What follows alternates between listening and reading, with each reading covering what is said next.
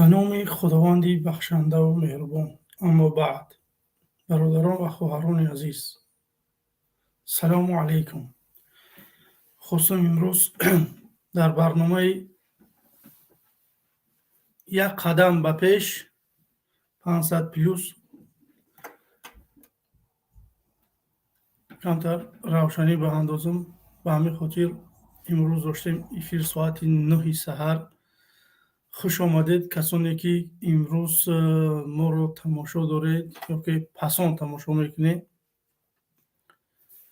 بسیاری ها میگن که در باره 500 پلوس کمی روشنی میانداختی. منم میخواهم که روشنی بدازم کمتر تا یک مایده بیننده جمع شدن و انشالله که صحبت میکنیم. خوش، حرکت سیاسی 500 پلوس با قول مردمی، депутати мардумӣ، ман мехоҳам ки ҳамин режим дар Тоҷикистон биёяд. ҳамин 500 плюс ман мехоҳам ки дар Тоҷикистон биёяд. дар Тоҷикистон бигем ки кӯдакпалӣ битиям то синни 18 солара. ман мехоҳам ки свет дар Тоҷикистон бошад. 500 плюс свет сеюм кораш ки бояд ҳамин 1 3 4 ё ки 5 соле ки ҳамин раис ҷумҳуре ки дар ҳамин ҳизба меояд, ман мехоҳам ки 500 сомон свет 50% муҳоҷироро аз Русия ба Тоҷикистон барбигардонад, Тоҷикистон ҷои кор таъсис битиҳад. Ishqilib ки ана чиза ман мехоҳам.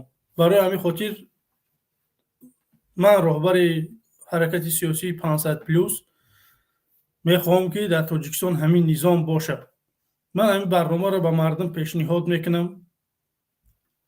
қабул кунед бародарои азиз, қабул мекунед, қабул накунед мерем. охе раҳмонов ягон каса то ин маҳала, то имрӯза ягон каса ягон чӣ надода. ин нияти доданиам нест. шумо ҳавая қабул доред, бисёрат қабулаш доред. як инсоне ки мебурояд ҷадид мехоҳад ки 500 сомон то синни 18 светат 24 соат боша. дар ҳамин 4 ё ки 5 соле ки раис ҷумҳурай 50% муҳоҷирата кам мекунад. ин барои шуморо хуба ё ки ҳамин раҳмонове ки ҳеҷ ту надодай, ҳамин интихоб дар дасти шумоай. мо барномамонро мегӯем, мегзарем. қабул карде мекунем, накарде зиндагӣ. ман гӯям аз зиндагим хубай, беҳтарин зиндагие дорам. метавонам ки ба худо ҳамта кнопкаам биҷиқам, бикашам, бибурам, бирам. зиндагим айрӯи миллионай. не ки ман дилам барои мардуми тоҷик месӯзад, дили ман барои шаҳрвандон месӯзад ки имрӯз дар Русия чӣ қадр азоб доред. мере ягон намуди қонун нест. шумо патент доре, намедунам разрешение доре, ҳама чиз доре, аммо мегиранд бо депортон мекунанд, мебаранд таҳдидтон мекунанд, мезанандтон, ҳамаи корро мекунанд. ҳукумати ҷумҳурии Тоҷикистон як кор барои шумо накард. ягон кор кард, ягон чора дид. як бор дар пеши Путин гуфт ки нас уважаете, не 6-7 моҳ шуд уважат мудоранд. то у студентомона бурда лад доранд. барои ҳамин мо барномамонро мегӯем, мегзарем, мардум қабул куна мекуна, накуна не. баъд мехоҳам ки имрӯз дар бораи як мавзӯъ суҳбат бикунам. ман саволам ҳамина чоплусо ки ҳамин раҳмонов охирун дафъе ки раис ҷумҳур шид, намидаф охирун дафъи вибори президента чӣ ваъда дод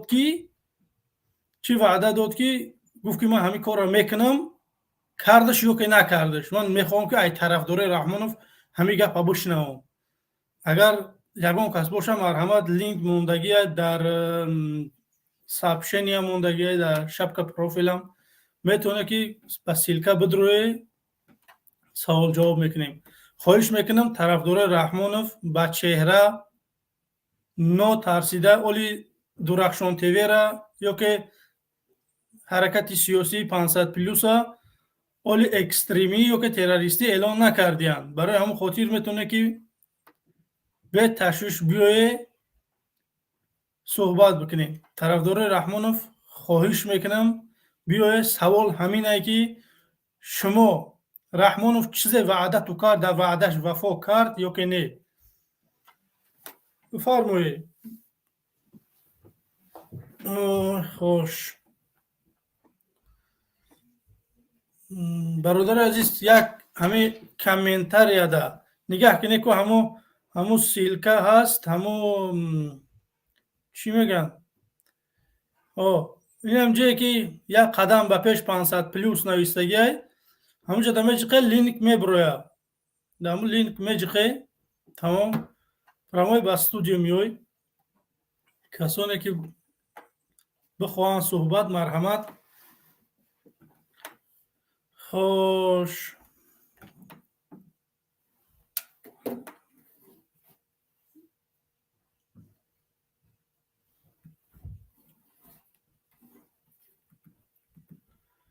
خوش.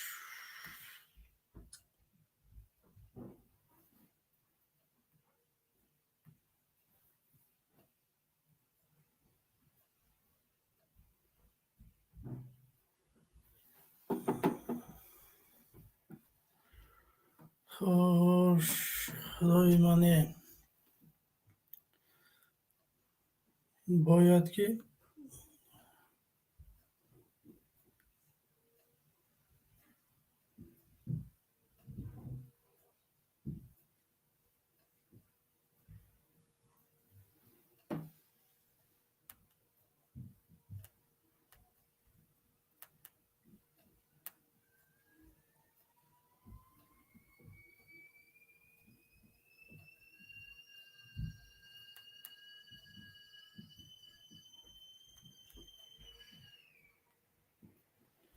خوش اینک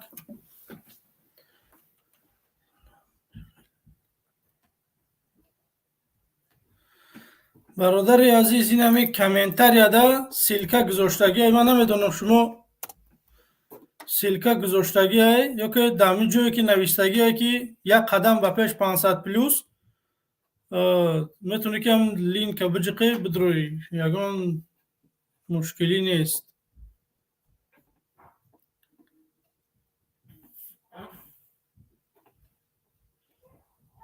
خوش.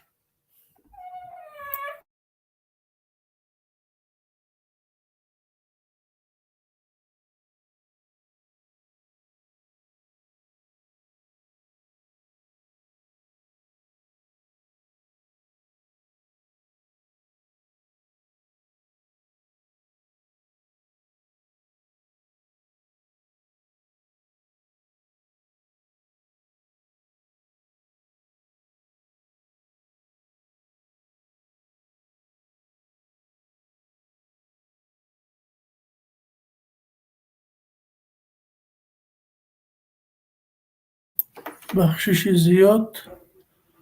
خوش.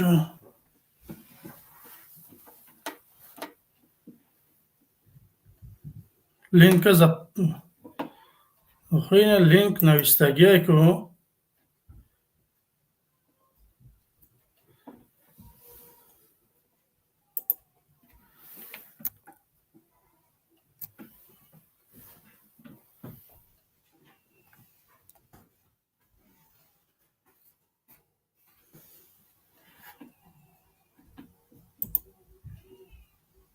همین سیلکه نیسته یا که خیلی من نفهمیدم.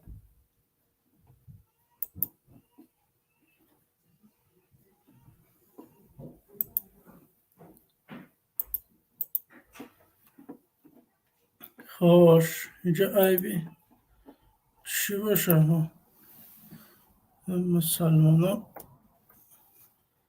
این همینه با فکرم این همینه هم دا اوجا موندگی هم دا ایجا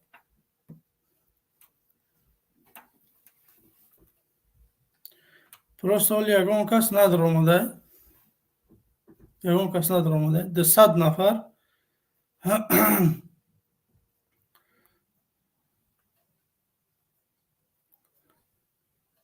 این سیلکه هست در که در جایی که یک قدم به پیش 500 پلوس نویسگه شما میتونه که روها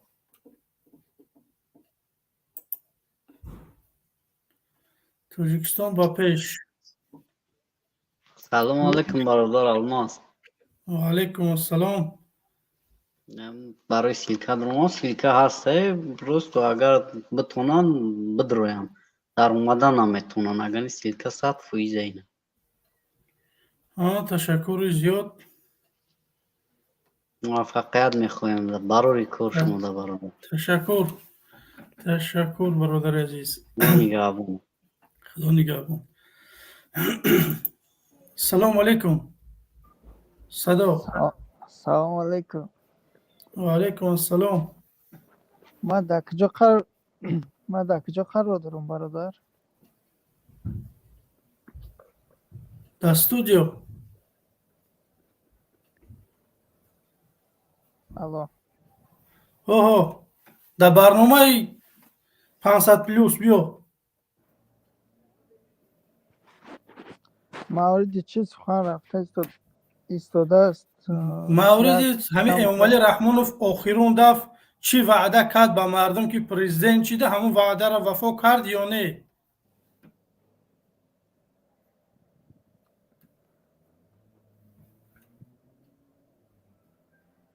من به فکر آوازم نیسته نه؟ آوازت اومده ایستاده. فهمیدی سوالم جواب داری یا که نه؟ سیویس کم تر پاپالش ایسر بگین.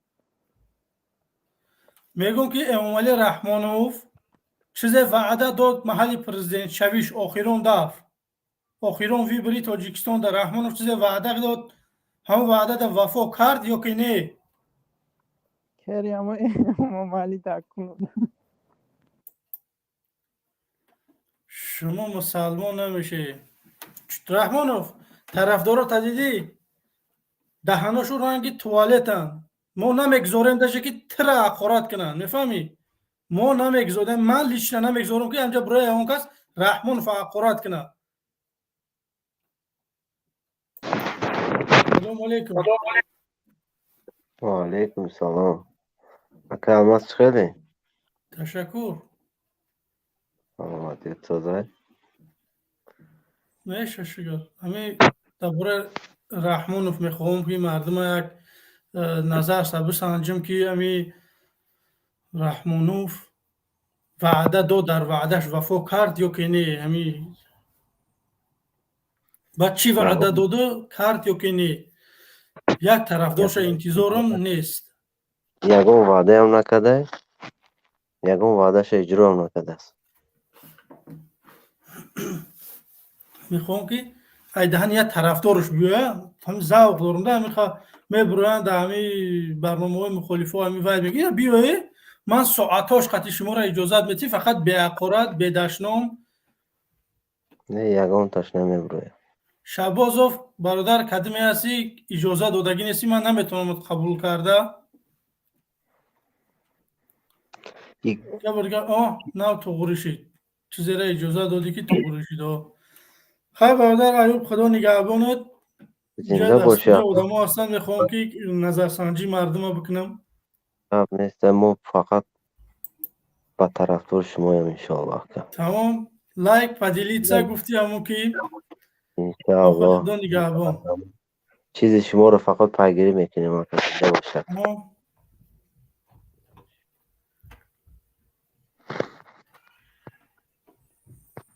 کوشا باز بفرما. سلام علیکم. و علیکم السلام.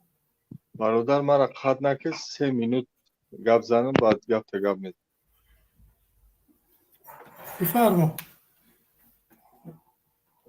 ایمی سر کنیم که ما جانبداری از حکومت کنونی جمهوری تاجیکستان میکنم. گپ ما به همین خلاصه میشود که همین مخالفای سیاسی تقریبا از سال 2012 سر شد. مخالف سیاسی اساسگزارش عمر علی قطف بود. خودت فکر کن که برادر در طول همین 22-23 سال 12-13 сол ҳамин мухолифо яъне мухолифати сиёсӣ кардан, натиҷааш ҳамин шуд, ки 1-2% аҳолии ҷумҳурии Тоҷикистон шадидан мухолифи ҳукумати ҷумҳурии Тоҷикистон шудагиянд. натиҷаи кори шумо ҳамин шуд, ки як ҳамаси дигар бар зидди ҳукумати Тоҷикистон ташкил карде. шумо тасаввур мекунед, ки агар ҳамин як ҳамас ба ҳукумат як бархӯрд кунанд, чӣ гап мешавад? ба як контроли шумо мебирояд, ҳазорҳо кушта, 10 сол ҷанг мешавад, 30 соли дигар ҳукумати Тоҷикистон бо қафо мезанад аз ҷиҳати иқтисодӣ.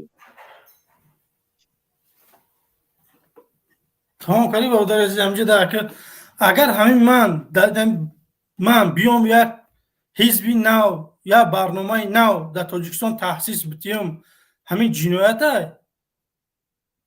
ҷиноят нест, дар Тоҷикистон озод таъсис дар Тоҷикистон озод нест бародари. агар дар Тоҷикистон озод мешид, ман гӯҳ мехӯрдам дар Аврупо.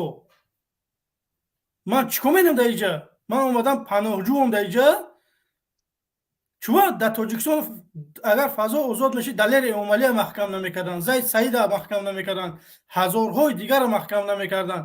Тоҷикистон як давлати демократӣ нест, давлати диктатурӣ аст. шумо мегӯед ки Умарали Қувват, бародари азиз, уно биданд ки имрӯз мо фаҳмидем, ки мардум ҳаққа гуфт, дар гӯши мо расид, мо имрӯз биромадем, бо барои дигарон мерасонем, ки мардуми шарифи Тоҷикистон Раҳмонов ба худо қасам, Раҳмонов бояд орзу кунад, ки ҳамин хеле мухолиф дорад ва ай мухолифои аҳлак шем. оли баъди мо мебирояд, ку Раҳмонов дор мекашанд. мефаҳмӣ? Раҳмонов ҳозир фахр кунад, ки ман ҳамин хеле мухолиф дорам, ки иқаба сабран мо ба ҷанг, ба намедонам ба дартӣ, ба аловзанӣ, ба ягон чӣ даъват надорем. мо мегӯем, ки ба раи қонунӣ биё, ба интихобот Раҳмонов истеъфо бития, як одами дигар биёя, ба мисли ман, ба мисли Муҳиддин Кабирӣ, ба мисли ҳазорони дигар барномаи хича дора, биёя пешниҳод кунад дар мардум агар овозаш дод, марҳамат, ягон мушкилӣ нест. не ки Раҳмонов ин чиза намегузора, 3 бор конститутсияро барои раисҷумҳурӣ шудани худаш иваз кард.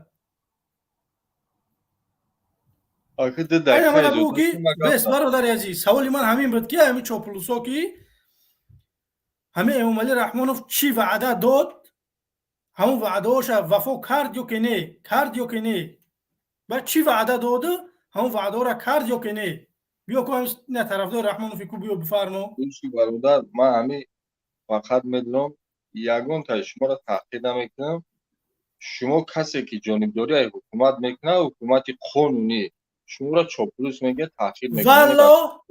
валло билло талло ҳукумати Раҳмонов ғайриқонунӣ президенти Тоҷикистон аст. дар давлати демократӣ як инсон наметавонад, ки 5 бор президент бошад. ту дар киҷо дидай? дар ягон конститутсия рӯи дунё омадагӣ нест, ки як одам ая бор ё ки ай 2 бор зиёд дар вибр иштирок кунад. чӣ хеле Раҳмонов 5-ум 6-ум борш меша, ина 6-ум борш меша, ки президент меша. кадом давлати демократӣ 6 бор мешавад президент? мисол меорам, ки президентҳо тӯли 20 сол 30 сол ҳукмронӣ карда. диктатурия бародари азиз, ҳамун Любоеш ки ай 2 бор зиёд рафт, тамом диктатор ай. чӣ хеле конститутсия ба худат иваз мекунӣ, ки ту мехоҳӣ, ки ту бошӣ. бача, ҳамин Раҳмонов агар лоақал совет медод, совет мусулмон, мо гап намезадем. совет ягон чӣ додагӣ нест. ҳамаи тараф зулм ай. шумо ба худо наметонам қорие бародари азиз, намебинед шумо ҳамин чизоро? бародар, мо қабул дорем, ки дар ҷумҳурии Тоҷикистон мушкилоти иқтисодӣ, иҷтимоӣ вуҷуд дорад. мо ин амалҳои шумо мекунед, ку ин пропагандаи бурдеси амалан ба ҷанг даъват накардеси. но шумо як бор ҳамин фикри мардума бигиред, ки ҳамин ғарибот дар хуни ҳукуматӣ уҷу ташна шудагиянд. ин як бархӯрд шавад, ку ин ҷанги Израилу Ҳамас мешавад. медонем ира? و به همه شما جواب میدی و همه برای چی من شما جواب میدی؟ تو من بگو که من در کذب که من یک انسان به جنگ دعوت کردم، ما میگیم که با قانونی اونم کنستیتوسیه که امروز در تاجیکستان های میگه که رحمانوف بره، یک انسان دیگه بیا نتونستی، فن مون کردی، دروغ مون گفتی، کشتی، زندان کردی، بره، ما با خوبی طلب داریم. با خوبی که نرفت برادر عزیز، همین دو آدم خوبی خطی گپش نشید بعد میزنن اینش با ویش. نه، ما همون مبارزه اهلکیم که یکم با رشدی میفهمونیم رحمانوف فهمید میفهمن، نفهمید بعد میخیزیم یک فکر میکنیم اخری. ما هم دیگه اوهانی نیستیم که ما برام بکشن، ما را برام زندان بکنن، ما در نمیدونم در международный розыск битян ҳамаи корро нисбати мо бикунанд, мо бигем ки хомӯш. ин хетоши намешавад. برادر درست گفتی که تو به جنگ دعوت نداری، هر یک شما به جنگ دعوت نداری، برای که اگر شما به جنگ دعوت کنه پناهنده سیاستون لغو میشه در هم دولتی که هستی، شما اینا برای خودتون نمیکنه. نو تو رزولتات همه کارا را ببین که مردمی که در خارج هستن فرضاً در درون، شما چه خیلی دشمن کرده به دیگر، یک حماس دیگه تیار کرده. یا برادر عزیز، ما با خدای همین رحمانوف بره و اینا بمونه بگه که من استعفا برم، یگان انسان با یگان کس جنگ نمیکنه. وقتی که ما قانونی طلب داریم رحمانوف نروه، بعد من باید جنگ کنم یا که نه؟ انا سوال جواب ده. اینا خود قضاوت وقتی که من سوید نتیا، وقتی وقتی که من دین ما پایمال کنم، وقتی که حقوق زنان پایمال باشن. برادر عزیز ولی گوش که همین رحمانوف سویتت نتیا 30 سال سویتت نتیا راه نداشته باشی، مکتب نداشته باشی، کارخانه نداشته باشی، همه چیز نداشتی، به خوبی بوش که رحمانوف دت صدقه استعفا تبرا نروا با باید چیکارش کنی؟ همین نروا یه بار طلب کردی که نرفت با باید چیکارش کنی؟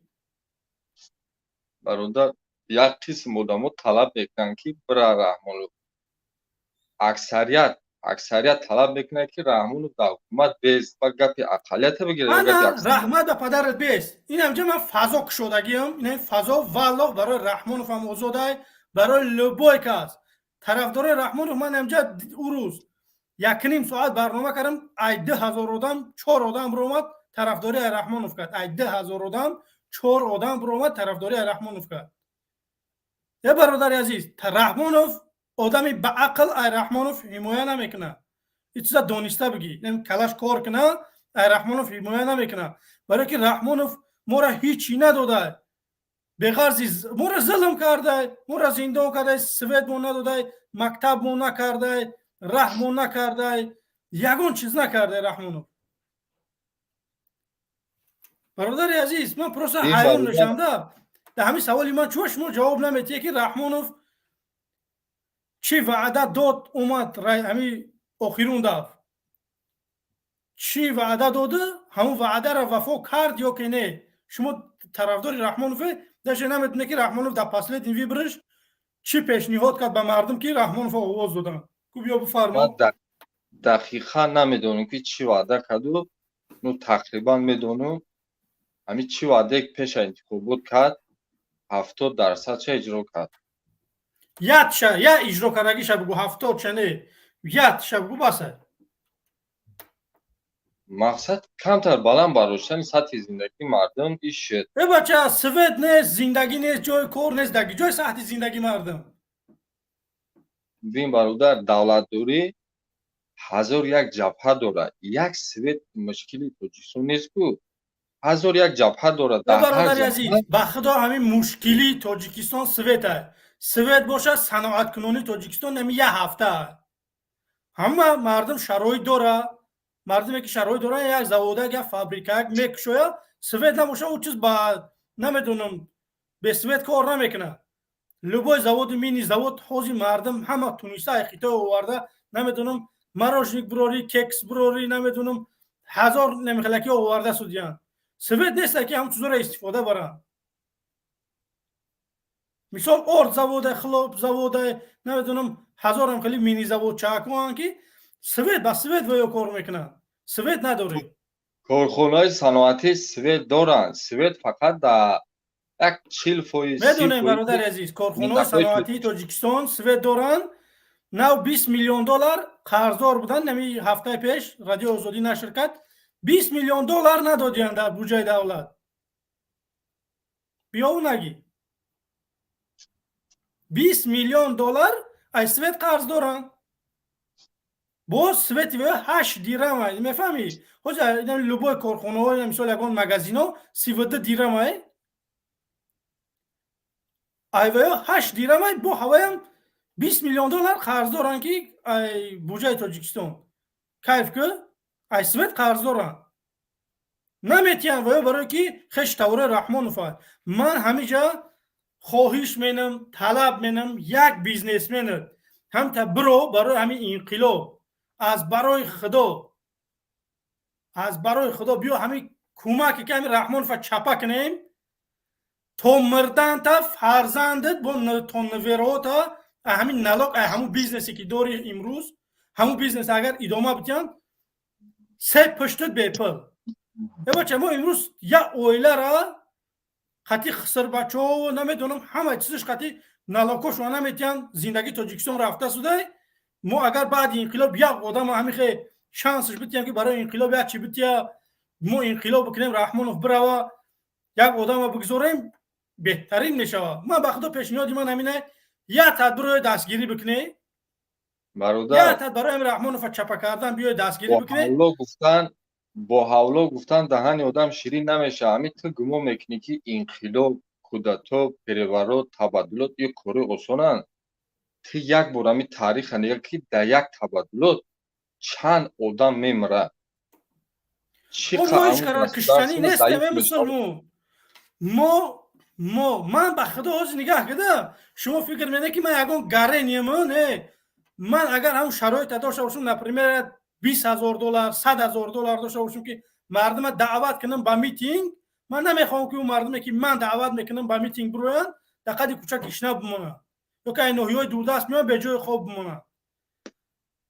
من همون چیز اگر در دستم داشته باشم من پگا میتینگ مینم در تاجیکستان. من امروز اگر هم سوما داشته باشم پگا در تاجیکستان میتینگ مینم.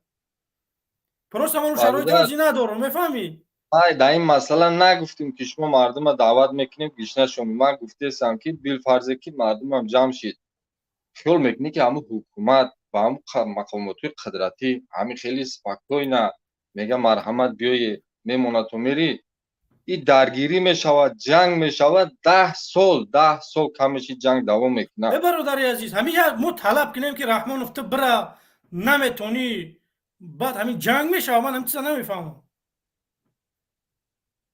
پس همین آخرون واقعه را در ایران بین از بلوچستان تا کردستان و تا زابلستان و قریب 5 میلیون آدم با میتینگ خست. نتیجهش چی شد؟ میتینگ پخش کردن. برادر عزیز من ترا میگم که اگر همین مردمی تاجیک بخیزه همین مردمی تاجیک در تاجیکستان بخیزه قیام بکنه باید که رحمانوف استعفا همین جنگ میشوه. همین حق مردم دوره یا که نه من نمیفهمم. بخدا شما اگه اومده یعنی سوچ ما را اجازه داده که شما بخیزه حق حقوق خودتون را طلب کنید. وقتی ما حق حقوق خودمون طلب کنیم رحمانوف زنش جنگ دوره ما نه. رحمانوف جنگ ما اروژه نداره. رحمانوف سلاح داره ارتش داره بودجه در دستشه چیکار بتونه میتونه وای کرده. ما او شپک نداریم در دستمون. چه بعد این جنگ کی میکنه این اینجا که بیو نه که من یادم به عقل و میدونم که رحمانوف автомат داره همه چی داره. من به автомат میرم و پیش یوایا تا خیلی فکر داری. امی خودت گفتی که میتینگ میکنی هم میتینگ پخش کردن پلاکات میبروی پلاکات کاغذ میگیری کاغذ مینویسی که رحمانوف استعفا فهمیدی تمام دست فقط به غرض یک پلاکات یگان چی نمیگیری شعار که مینویسی با پیش این کار الان گپی گفتگی خودت یعنی با طور مصلحت آمیز میتینگ آرام قدرت گرفته میشه در حالی که 60% جانبدار شما باشه. 60% حوزه برادر خیلی با حساب کن اگر متیمت کرده بدونی همگی 3% طرفدار مخالفان ای برادر عزیز من همیشه 3% هم 10,000 آدم بود 3% 3% برادر طرفدار این فروتی گوش کن واسه لبوی همین همه برادرم کو قطعی جنگ مینه لبوی همین همه برادرم میگه تو دروغ میگوی تو ناحقی این همجا ده باور میکنی نه برادر گوش کن اینم خودت یا با حساب کن 3% اهالی تاجیکستان چند آدم میشود سلام علیکم الو عبدالخلیل هم مرا بگو که 3% سلام اهالی علیکم. چند 300,000ش میشونه 300,000 10 میلیون باشه 300,000 این نیروی کم هم نیست 300,000 همین آدمای بالغ بگیم که در خون حکومتی و عکسای پروپاگاندا شما را تشنه شدگی هم فهمیدی پدانالا ای دستای تو رحمون فمو دیونا شدگی برادرای عزیز خواهش منم التماس اینت برور دستش که چی گفته روش نشان تیا داروش بمیزو دیدی خلیل خلیش نکی پیتوخا 99 فویز توجیکستان رحمان فباد میبینا هم یا فویز هم طرفدار شد یا وظیفه ده یا چی ده برادرای عزیز به عبدالخلیل تحقیر به داشتم خواهش عبدالخلیل میکنم صحبت دیدی کنیم برادر گفت من روز برومد این آدما را برادر عزیز برای اینکه در خونی تو پاشنه من طرف بکبون بلد گوشتای تنه تا بدندانو میکنم پیتو برادر عزیز من همیشه آرام کی شما چیز میگه من تحمل میکنم فهمیدی هر یه آدمی هست که به خدا قسم اگر به قپا همین آدمایی که نمیتونی طرفداری میکنه طرفداری دروغکی میکنه کو به خدا میخرن تو اونی مردم شما شوخی نکنه با مردم گپی من هم در سر همینه که شما یک خمس بر ضد پوزیشن تیار کردگی تو بین که یک آدمی که مرا نمیشناسه ندیده مرا اقورت میکنه او مثلا ندیدم تو پشتی از طاغوتی پیتوخ گرفته استی تو چی گفته استی پدن حالت بلد زنمونا قنچق کرده ساختی دخترو تو یابنو توی چی تو چشتا هوشکو کنته ارام بله برادر عزیز من زدگیم رحمان افتاقتی اولادوش تشکر زیاد برادر عزیز علی شیر خدا جون نگهبانت بچه خیش کم ترک آرامتا عبدالخلیل بله این برادر دیدی من گفتم که این نتیجه همین پروپاگاندای 12 ساله شما که یک توجیک میدرویه با این لحنی بیزید مرا اقورت میکنه مال برای شخصیت که برادر عزیز خودت میدونی که تو ناحقی ای ناحق دیفا داری ای بچه مردم 30 سالشی سوید نداره مردم 30 سالشی ره نداره مردم 30 سالشی آب نداره که تاجیکستان آب شوشته بوده شده ما گفتم که ما قبول داریم که در جمهوری تاجیکستان کمبودی اقتصادی اجتماعی همه کمبودی هست این سبب شده نمیتونم برادر عزیز همیشه بگو که کی همه کمبودی برطرف میشوند که ما دیگه گپ نزنیم اینا بیا که با یک سال نیم سال دیگه وعده مون بتیده با آرام بشینی ای برادر عزیز آدم یک سال 2 سال تا من گفته استم که من در 5 سال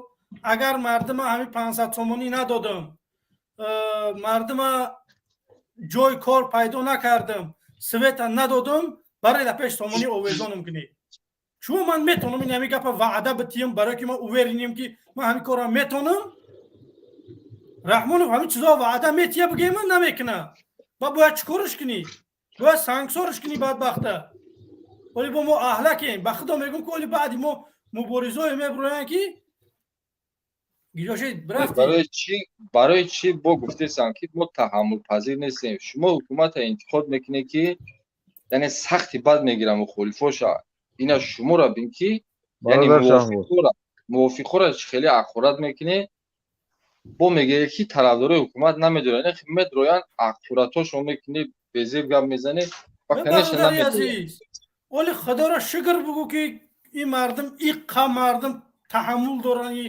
شما را قطعی گپاتون ولی من گفته هستم که تربیه نسلی نمی مبارزه های فهمیدی ولی با بعدی ما میبروین مخالفا اونا با ما را هم داشت گناهگار میکنن که شما با صبر دعوت کرده با طاقت دعوت کرده میفهمی ولی میبروین و دیگریش با عبشت آدم خر میبروین و همین خاطر من گفته هستم که ما هم که شما چیزی میگه ما شما تحمل میکنیم هست آدمایی که ایجاد سرش وایرونن در حقیقت مشکلی دارن رحمان و بدر چون نمیخره وقتی که رحمان و بدر دینو نمیخره باید به استعفا برود. تمام.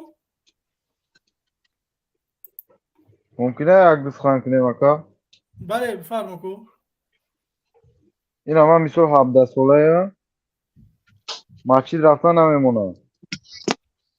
برادر عزیز با ما چیکار کنیم؟ من شهباز دا گفتستم. شهبازه کیه؟ شهبازو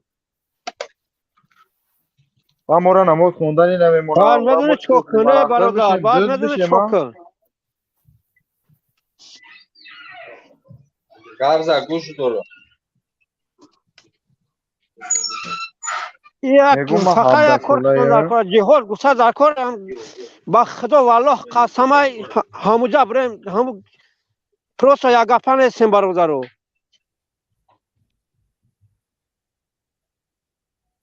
جهاد برزیدی کی نکنه؟ جهاد برزیدی کی نکنه؟ جهاد برزید همه شما واره که دین اسلام ما چطور محکم که نمیمونه 18 بالا ما چی بروان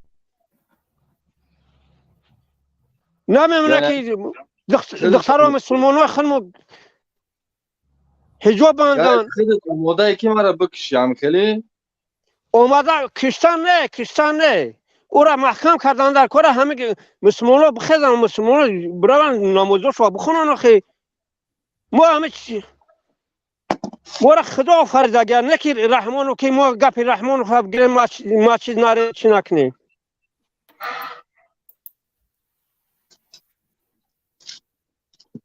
گوش کنه برادر، همه 1 میلیون امضا جمع کنه یا حزب رسمی در درون تاجیکستان بروی فعالیت کنه.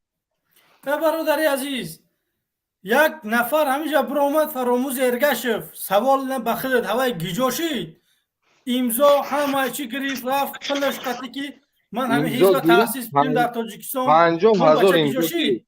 50,000 امضا گرفت. نه همون بچه گیجاشید بعد بچه در همین واقعه اخیر بدخشان فرمایش کردم.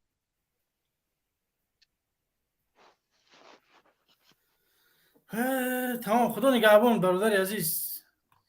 یعنی من حقیقت گفتم در همین واقعه ها برادر یک بار حقیقت وابشه بو نبردی او آدم پیش ای واقعه ها ترمه کردن پیش برادر من دقیقا او را میشناسم که او کیه ایگیجو های فراموز یرگش و ایگیجو های ای با خوروغ ای کوچه خوروغ گیجو ختم کردگیه گیجو ختم کردگیش من نمیدونم خیلی ممکنه که رستم امامعلی گیجو ختم کرده. حقوق شناسی من ادوکات رستم امامعلی نیستم برادر. گپی من سر دیگه چیز بود که اینمی ایتالیو را کو شما کنی برای التماس نه سری من اگرتد رستم امامعلی ندونی که گیجو ختم کرده فراموز ارگش و ندونی که کیه فقط رحمانوف زورای نخزیزی رحمانوف این گپ نیست اخی. بفرما شیف. سلام علیکم. قربان تپه اگرون چی گفتنی باشه برادر بفرما.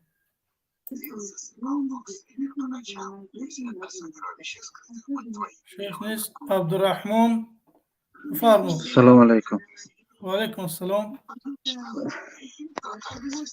این چاپلوسا خیال میکنن که این وقتی که انقلاب میشد این ما همه میریم با همین افطمت و پاچه با جنگ میشد و همین ما این جنگ نمیشد. این انقلاب معناش همین این تاخود این خودتک دفع شود تمام اینجا یگان کس افطمت در دست نمیگیره. اینها همین معنی همین مردم به چی میکند که اینها تمام همین 91 میشه تو با همین این وقتی که انقلاب میشه دیگه رحمانوف نمی بیاد تانک و همین افطمت های ازبک و روس کتی هیچ کس نمی دراد فقط همین خلق عادی میخیزد اینا اثر قدرت دور میکند تمام میگه دفع شد 32 سال این حاضر میگه که این کی بود شهبازو این نقض میشد کی نقض میشد 32 سال گذشت یک سویت نقض نشدن و کجا نقض میشد خانه رحمانوف نقض میشد آیلش نقض میشد خلق در عذاب میست گردد کجا نقض میشد یگان جای آباد نیست که اینها نقض شود کنه کی نقض میشد با 320 سال دیگه او در سر قدرت باشد همین خیل میماند Nie, seki podam Poland gasta.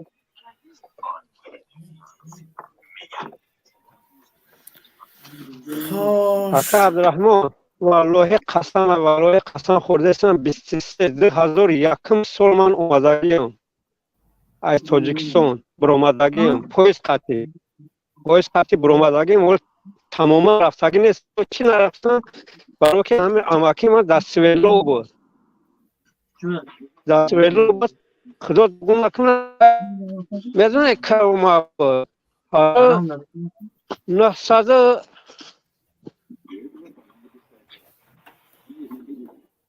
96 اومد بود 95 اومدگی بود همزه خیلی کار کرد دستی نمیدون قضیه کردون چه کار کرد که چی سومدور شد گازل خرید رفت گازل بود گازل سرچینه گازل خرید رفت خرید رفت خونه تازه کرد همه خونه را پول دست زدن گرفتن محکمش کردن یک نیم سالی شد برآمد نمیدونم با سوم برآمد خیلی برآمد ایم طرف دیگه ایم حین ما رفتگی نیستم اما را شنویدم رفتگی نیستم که به و محنت خودش والله قسم و محنت خودش خونه شا گرفتن همه شا گرفتن ما گفتم گمش کنم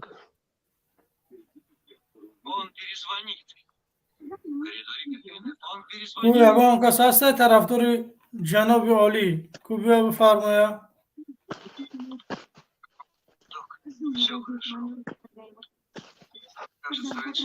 یگان کس هم نیست باور که خوش جوشید آقا عبدالرحمن وضعیت خودش خیلی مدره نه ما عبدالرحمن نالو نه برادر سلام علیکم سلام علیکم بفرمایید آقا الماز همی یک چیز پرسیم ممکنه بله آقا الماز همی فردوس های که آخرت نکنه چی میکنه مقصد پیامبر الله را مقصد آخرت میکنه انا احسن شروع شنبو چه مقصد گپ نمیزنن تو در برای یو مقصد این برادری عزیز من شما را چی بگم داشت شما نگاه که فردوس او کافره میدونی چیه او آدمی که انا خودت تاکه ای گپ هم میگوی که خودت مقصد همی گپ پاکه جان میگوی خودت میگوی کافره احسن شروع بوشه میگه که این برادر خطا کده ای تاریک کده او تاریک کده یا رحمان فینا مثال جناب خست مقصد گشت گفت که انا گمراه گشتگو گفت 1002 تا ویدیو کردن که ای رحمان فی تاریکت انا گمراه گشتگو گفت این الله را آخرت کیسه حسین شروع کیسه میگه ای برادر خیلی خطا کرد چی به 1000 تا ویدیو نمیکنن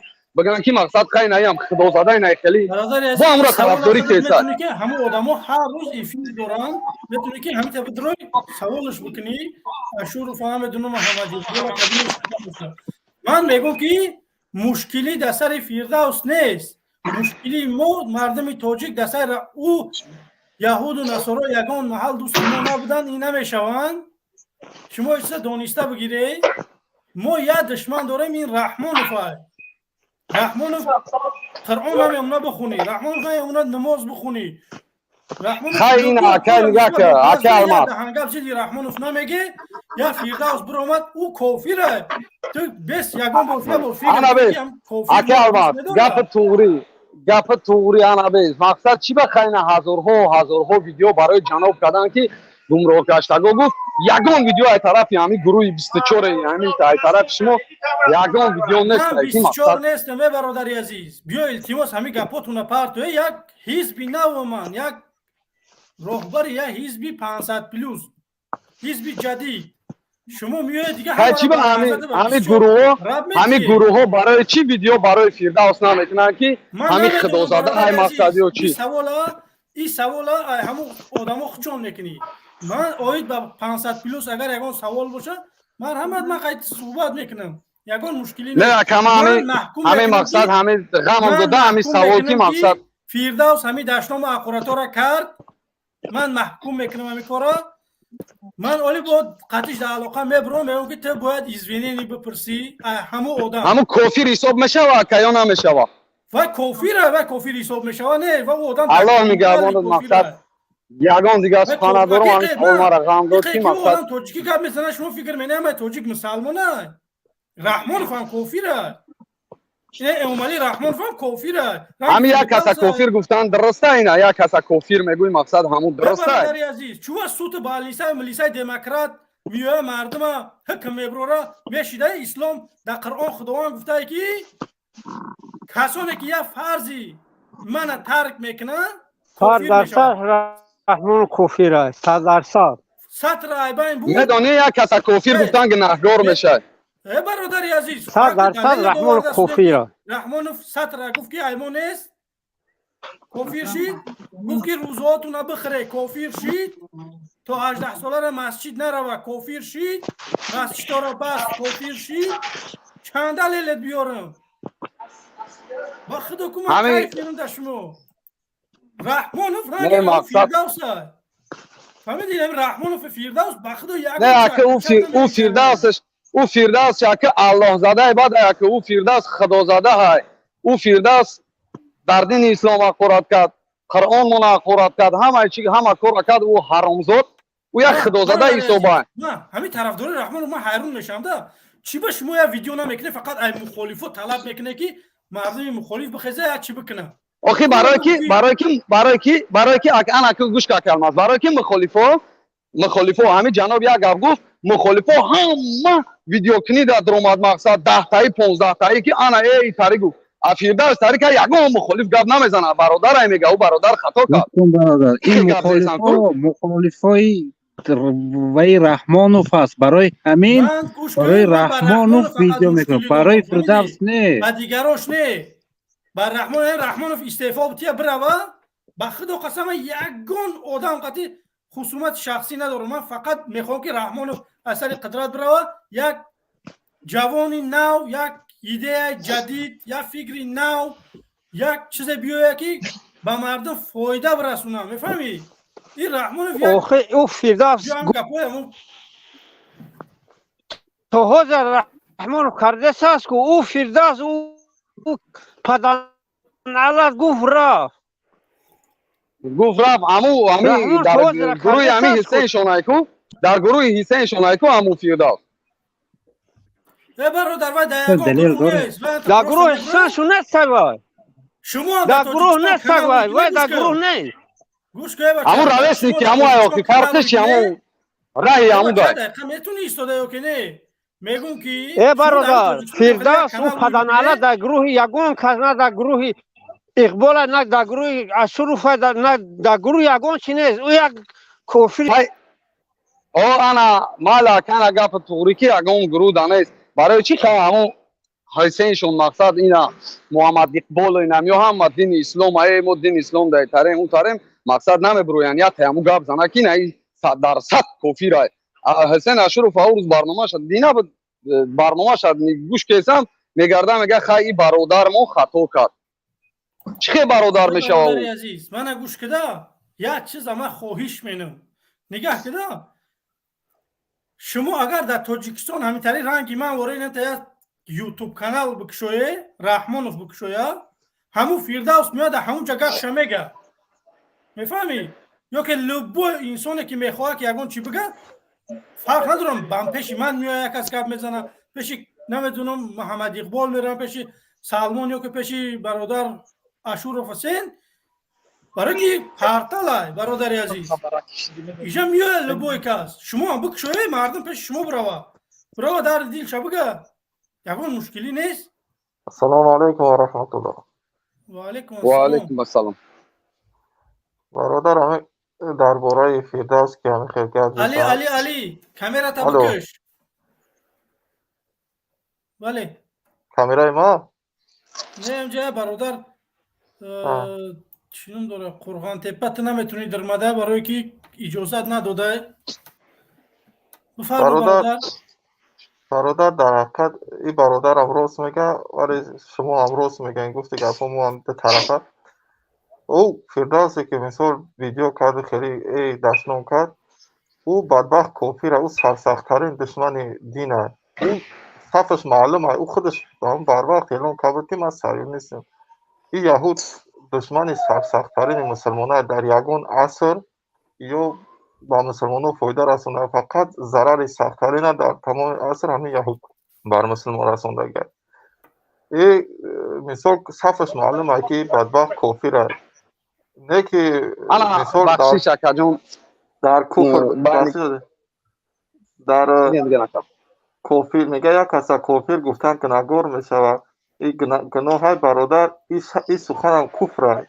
کی میگه یک کس کافر گفتن که نگار میشود؟ اکا مقصد این است 100% نیو گفتن که فلانی کافره ایش کافره هیچ کار مقصد یک برادر یک سخن میگم، یک سخن میگم.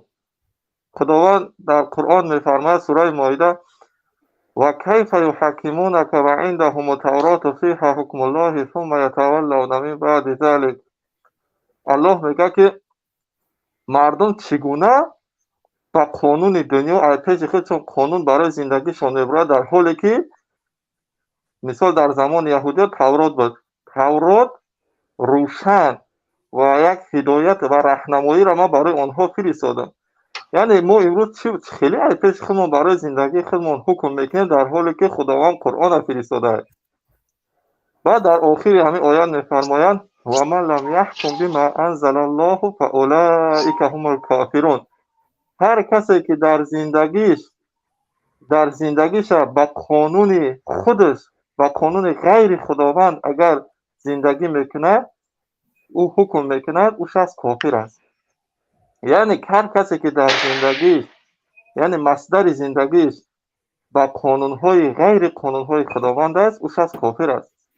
این خداوند اعلان میکند. خداوند که تکفیری نیست، او مالک تمام دنیا و تمام هر چیزی که در دنیا، مالک انسان‌ها، مالک حیوانات، مالک هر چیزی که در دنیا میبینی و استفاده برای میخوری و مینوشی و نفس میکشی، همش آفرینش خود دست الله است. او میگه که هر کسی که یک قانون میبره که ضد قانون محل، او شخص کافر است. میگه الله میگه. بسیاری بعد اشتاد کردی کو بعد مثال خیلی که انسان با یک انکار فرض الهی کافر میشود. انسان خیلی در هیچ کس در پیشونیش کافر نویسندگی نیست. این را مثال قرآن حکم میکنه. خیلی پیش خود نگه ما سوره کافرون داریم که ما صراحتاً وقتی که یک انسان عمل قانون کفر میبره، ما میگیم که این قانون تر هیچ وقت ما اطاعت نمیکنیم. مثال با خداوند در قرآن میگه افرأیت من اتخذ الهه هواه. یه شخصایی که هوا و هوس خود برای خود خدا گرفتن. یعنی انسانی هست که قانون الله را قبول ندارد و همون مثل هر چیزی که برای او خوش بیاد به همون ترتیب زندگی میکند. این انسان کسی هست که مسلم خداوند قبولت کنه، همون هوا و هوس خود برای خود خدا گرفته است، همون را عبادت میکنه. مثال برادر همین السلام علیکم و رحمت الله و برکاته 100% زیر قرآن حکم کسه، زیر قرآن مثال عمل کسه، ای کافرها در بدتر عمل کسه. برادرها در همین اداره های امنیت باور کنه، میگه اوچت فلان کنه پیامبر، قرآن هم میمونه در بالاش میشینه ازدواج یاد میکنه. هر کس دروغ میگه الله لعنتش کنه. نه اکا هست آدمایی که مقصد ها امنیتی نه و امنیتی های هست که مقصد خیلی ظلم میکنن چی میکنن. بعد ایدا نمیشه و کسرا مقصد جناب گناهگار بروری. برادر در هر یک آدم در خونش نماز میخونه، یک آدم در خونش نماز میخونه، همون را میبینن که خیلی نماز میخونه، میبرن محکمش میکنن. او در حکومتش اشکورا در روی قرآن میشینه ازدواج میکنه، مردم ها در پیامبر رو چه تفلون کنه میگه. اینا نگاه اکا بخشیش اکا اگه پیگاه گو میبرم اکا جون یا اگه پیگاه گو اکا میبرم یا منو بخشیش اکا بخش تقویف التماس یک دقیقه گوش که برادر. سلام علیکم و رحمت الله. دینا اگر گوش کنی برادر نمی برادر حسین اشرف گفت که برند گردن نمو تیرا این داره فرعون بگیرین. گفت ما طرفدارم او برادر من است ما پروست مقصد و مختص ما را مقصد برادر میگم رو بود میگم برادر گپ زد بعد چی میگه صحبت با تلفن صحبت کرده انا کم میگردم حسین اشورف در برنامه‌اش این از ما قطع صحبت کردم بعد تمام برادر من چیگنوی کردی تو برادر من نه نگاه که همینو نگاه که حسین اشورف خودش به زبان حال میگرده میگه که او برادر میگه سینما میگه که من قرآن ایترا قرآن نکردم الله ایترا قرآن نکردم چی الله حسین اشورف دیگه الله ما و تو دیگه یکا بس وقت برادر گوش که یک دقیقه همون حسین اشورف گفت که برین کردن بگیریم بتونی بچه همین تو ذوق داری یا بار همین تو چهره تا برو نشون تو بگی فیردوس من ترا بخوام فلانت منم یا که بعد برو رنگ یا برو اخورات که ترا دموکراتیا ما چی با اخورات کنم برای چی اخورات کنم برادر دموکراتیا شما امیرا میبینن که دموکراتیا باید کوم چیکار کنه زن یک کس فلان کنن دموکراتیا یا وقتی که تو نمیتونی یگان چی گفته یگان کار کرده برای برادر خاموش باش وای برای تو فایده داره تو اینجا برو ولی بخیر یا برو دشمن گیری نه ما دا فایده داره که گپ توری ما دا فایده داره پروست همه کلمه ما دیدم علامم کده پروستاکی یا ویدیویی که مقصد دومرو گشتگان گفت جناب خیز همه هزار یک تا ویدیو کردن این ایرا میگن ای برادر خیلی خطا کرده نه گوش که اکای بیام میاد ما جوابش بدم برای کی این فیردوس یا فردای یا رئیس جمهور یک دولت مسئولیت به گردن گرفتگی تو فرق نمیکنی فیردوس توفیرای پیشوا دعوای مسلمانی داره ابا چتک جو شدیم وقت برادر یا بول بدرو گوش که توخیر اما اکای حسین پول با خدا که من حیرون بشم ده این مردم ما با خدا ده تاو یک کس انشاءالله که صحبت بینیم یک نفر روزی من اینجا استودیو را یک توضیح کنم خوش مهاجر بفرما برادر عزیز السلام علیکم و رحمت الله و برکاته و علیکم السلام المازبوی جرات دینا با خطاگی ختم کردیم مرا بلوک کردیم بلوک مرا هوی کنیم ما یا مهاجرم دینا گپون درباره چی بدولی در کجا بلوکت کردن یک سخن همجا نوشتگی مرا بلوک کردیم ما در آمدن نمیتونم ما در تلفن دیگه کس در آمده است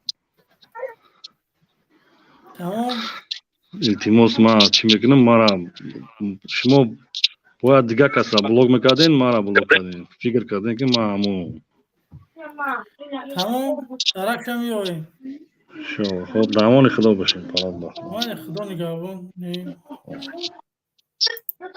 خوش بیا برادر کامera تا بکش ستا علی همین بخدا از هوش تو منم رو تو تو با میگن میبرن محکم تو منن و میگن که هم 500 پلوس دبر اومدن برآمد کردن و وارد ترمش کردیم من نمیخوام که هیچ بی من اکستریمیستی یا که تروریستی اعلام کنم من میخوام برام رحمان و چپا کنم شما چیکار میکنید چه رو تو قضیه برمده شده و چهره نبرو چهره شما لازم نیست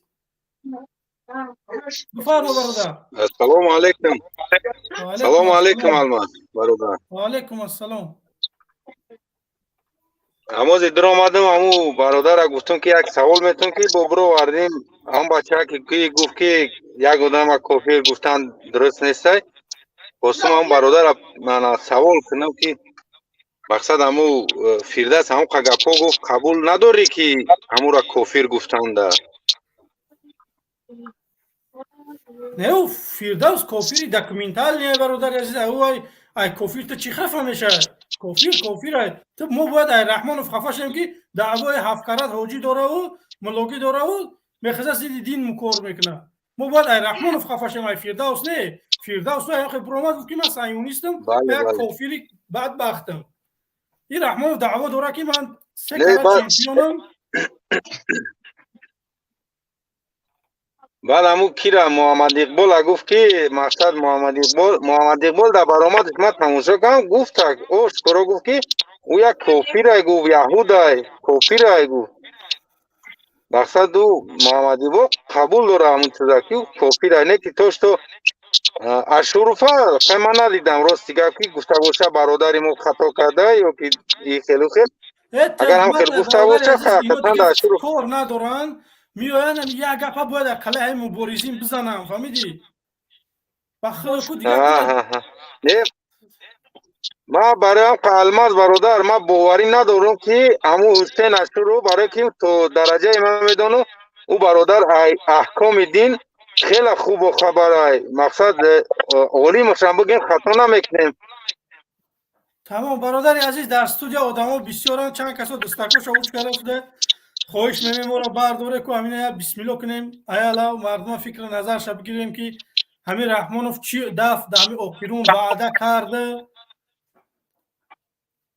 اومد سری قدرت همو کار را کرد یا که نه چی وعده داده بعد کرد همو چیزا یا که نه تو همین طرفدار رحمانوف هم میخوام سوال کنم.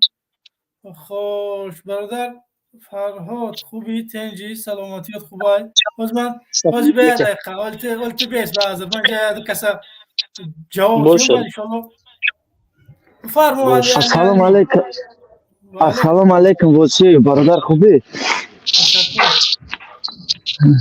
امیدوارم خوب هستین آزادی با کل مهاجران آزادی با کل زندانیان سیاسی برادر همه باید فکر خیال شد در پروتسکی رحمان باید صرف کنند کلر باید پروتسکی رحمان دست استفاده بودن در کره برادرو بس کنین یهود پهود استفاده نبرین اینجا همون چینم داره هم برادره که گوما یهودم کو اورم برادرم حساب نکنین فرق نداره مهم نیست دا گپ زدن این چیزی واجنه نیست مودا واجنه رحمان و فایکی تمام چیزا محدود کردگی اسلامی را در تاجیکستان واجنه این چیزی هست برآمده جا وقت نگیرین که فیرداس اقرات که چیزی مرا را خداوند جزاش میته کم زوری بزبرد بتونه دست دومدگیره کلاش بگی همون حسین اشرف راست میگه کو ببرو یا بار رحمان و فبگو که برای چی تعلیم قرآن در تاجیکستان من کردی یا تد ببرو آشکارا بگو هفت تا دور میکشه هم طرفدار رحمانوف یا طرفا نکنیم بله بله بله تو رحمانوف بله همه باید فکر خیال شد همه باید فکر خیال شد در پروتسی رحمان باید صرف کنه یا چیزی میل چیزا چی نکنه رحمانوف هر روز تجاوز تون کیسای کو هر روز در دین دام تجاوز کیسای زندگی تون دام تجاوز کیسای حتی مادر 40-50 ساله را برورده رقص درون بیسای یا تیجا گپ نمیزنین کو یا تطبیق کو بگو ولی همجا چوپلوسا را مادر شنامه سای پیش رحمانوف در رقص میکنه ولی بکو یا توش مادر هم چوپلوسا همه سایجا یا تطبیق برو بگو کو اومده فیرداس قده فیرداس اولای دنیا میده ما خودم یهودم شما حکم او را برآوردین یهود چید او خودش گفته است بدای حال خودش که ما یهودم اومده در روسیه اندری را براد میگینو یا حسین اشرف هم را براد گفت یازیک آموخته شدگیه براد میگه خیر برادر میگه خیر اومده اندری را در روسیه براد اوگاسی سیگارت براد دوای پاماگای که براد میلی سینکو این چیزی رو چی ما نمیگین یا تا برادر وسی فر نداره آمده چهره قطعه به چهره مرا قبول که که همی دوست برداشتیم قبول که برادر گپای مهم زدن در کره فیرداس خیلی فکر خیلی در فیرداس صرف نکنیم یکون طور تمام نه من پروسته نمیخوام برادر عزیز که چهروش معلم شد مرا اوجه ایمینه مرا یا آدم ولی جمع نکردیم بعد چبر محکم کنن نه وسی ایمینه مرا ما 2020 ما برآمده همجا چهره قطی لبوش قطی گپ زدگیم مرا رس قطی لبوی نمود زدگی نکم مهم نیست ایمده خفن برام بکشد تموم زندگی بیزور شدگیم 5 ساله دائم 5 سال شده که بوار میکنی دائم خنکیا کار میکنم اول نرفتم خونه مرگ مادر در رفتگی نیست من مهم نیست چهره قطی به چهره همین دست برداشتم قبولش که برادر аллоҳ нигаҳбонтон ҳама фикри хайла дар против раҳмону сар кунед. Ташаккур. озодӣ ба зиндониёни сиёсӣ. аллоҳ нигаҳбонтон бародар. кат кунед мара бародар. خوش برادر فرهاد سترای خودت. سلام علیکم به بیننده شما و به شما برادر الماس. راستی گپ بسیار برادرها فکر نظرهای خوب دارن. چون در تاجیکستان مشکلی زیاده که نمیدونیم که از کجا سر کنیم، از کدام مشکلی از کدام وقت مثلا اگر خوب میشه یگان سوال داشته باشی خیلی به من سوال جواب میدین. مثلا موضوع شما دایو داره که رحمانوف چی وعده داد به مردم بعد همون وعده هاش وفا کرد یا که نه؟ این همین چیزا من میخوام هم طرفدار رحمانوف بفهمم. من دانشجو بودم سال 2008 بفکرم گفت امام رحمان گفت که سال 2013 بعد از نیروگاه برقی آبی راهنما ساز کردن برق در تاجیکستان افسانه می شود. 2013 گفت سال 2013 در تاجیکستان دیگه برق هم و برق تامین می شود. ولی 2023 اینا با ما سوده زد باور خیلی کم کم هم باور کردیم که شاید که دیگه به برق نمونه. ولی سال 2023 چی تا زیرک به برقی های به همین بعدش وفا نکرد و این چونین با ده ها مشکلی که هسته وعده کرده اجرا این وفا کرده نیست. همین که مثال آورده میتوانیم ده. من میگم که همه وقتی که انسان وعدهش وفا نمیکنه استعفاش طلب کنی و فکرم که گناهگار نمیشه. ممکنه؟ البته گناهگار نمیشه. برعکس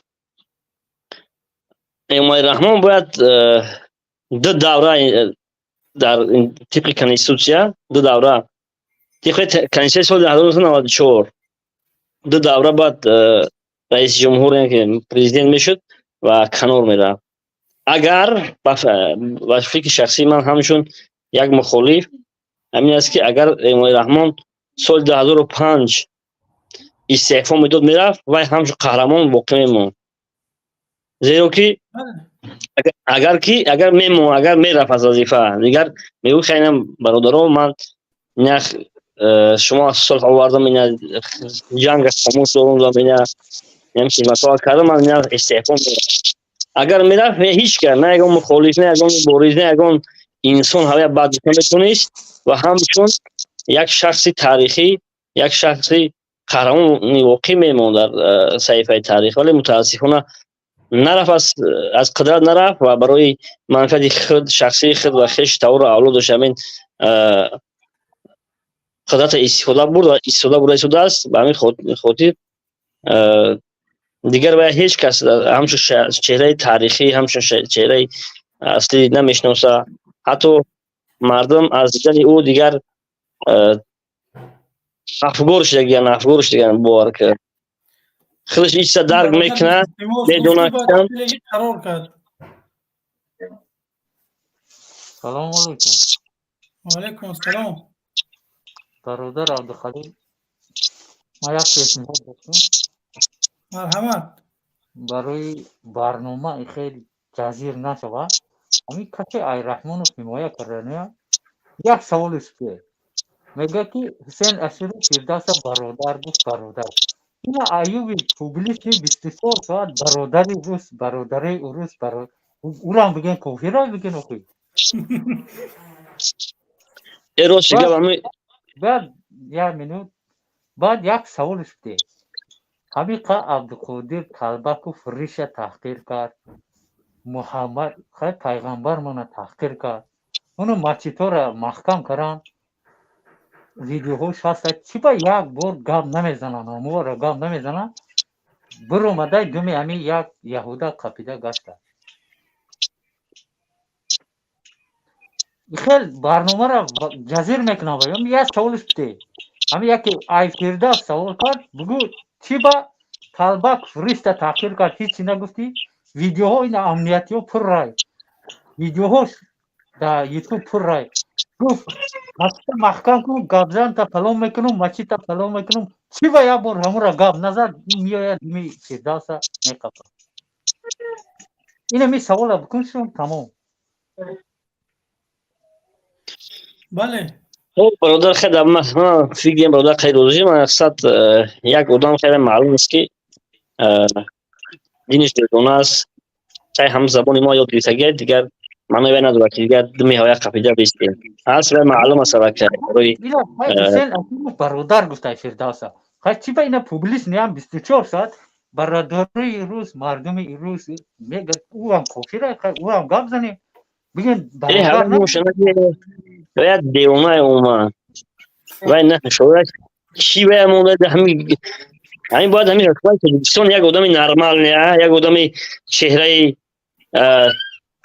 خوب دانشمندی که به یکون کسی در گیرش جمع کنه میتونه همون نفره باید شانس میده که مثلا پیش بروند نه اینکه این حکومت برادر حکومت خودش همه خیلی های خودش نه همه ایوب های دیگه کسانی هم که اینو حمایت میکنن باید با مثل همینا باشن آدمی بسواد شاگردیار میکنه رحمانوف هم که همه خیرنگ همه ایوب های همه خیلی ایوب تولد میکنه ای قضیات وای نمیکنه برای همین خاطر اگر رئیس جمهور آدمی عادل باشه با عقل باشه دولت پیش میره چون دولت ما پیش نرفت او تو وقت رحمانوف هست اگر 100 سال دیگه 20 سال پیش نمیره دیروز میشن یعنی 800 نفر تا یکنیم 10,000 آدم آمده در همین یوتیوب تماشا مینه من حیران میشم که یک دین روز 4 کس برمه در رحمانوف دفاع کرد 4 نفر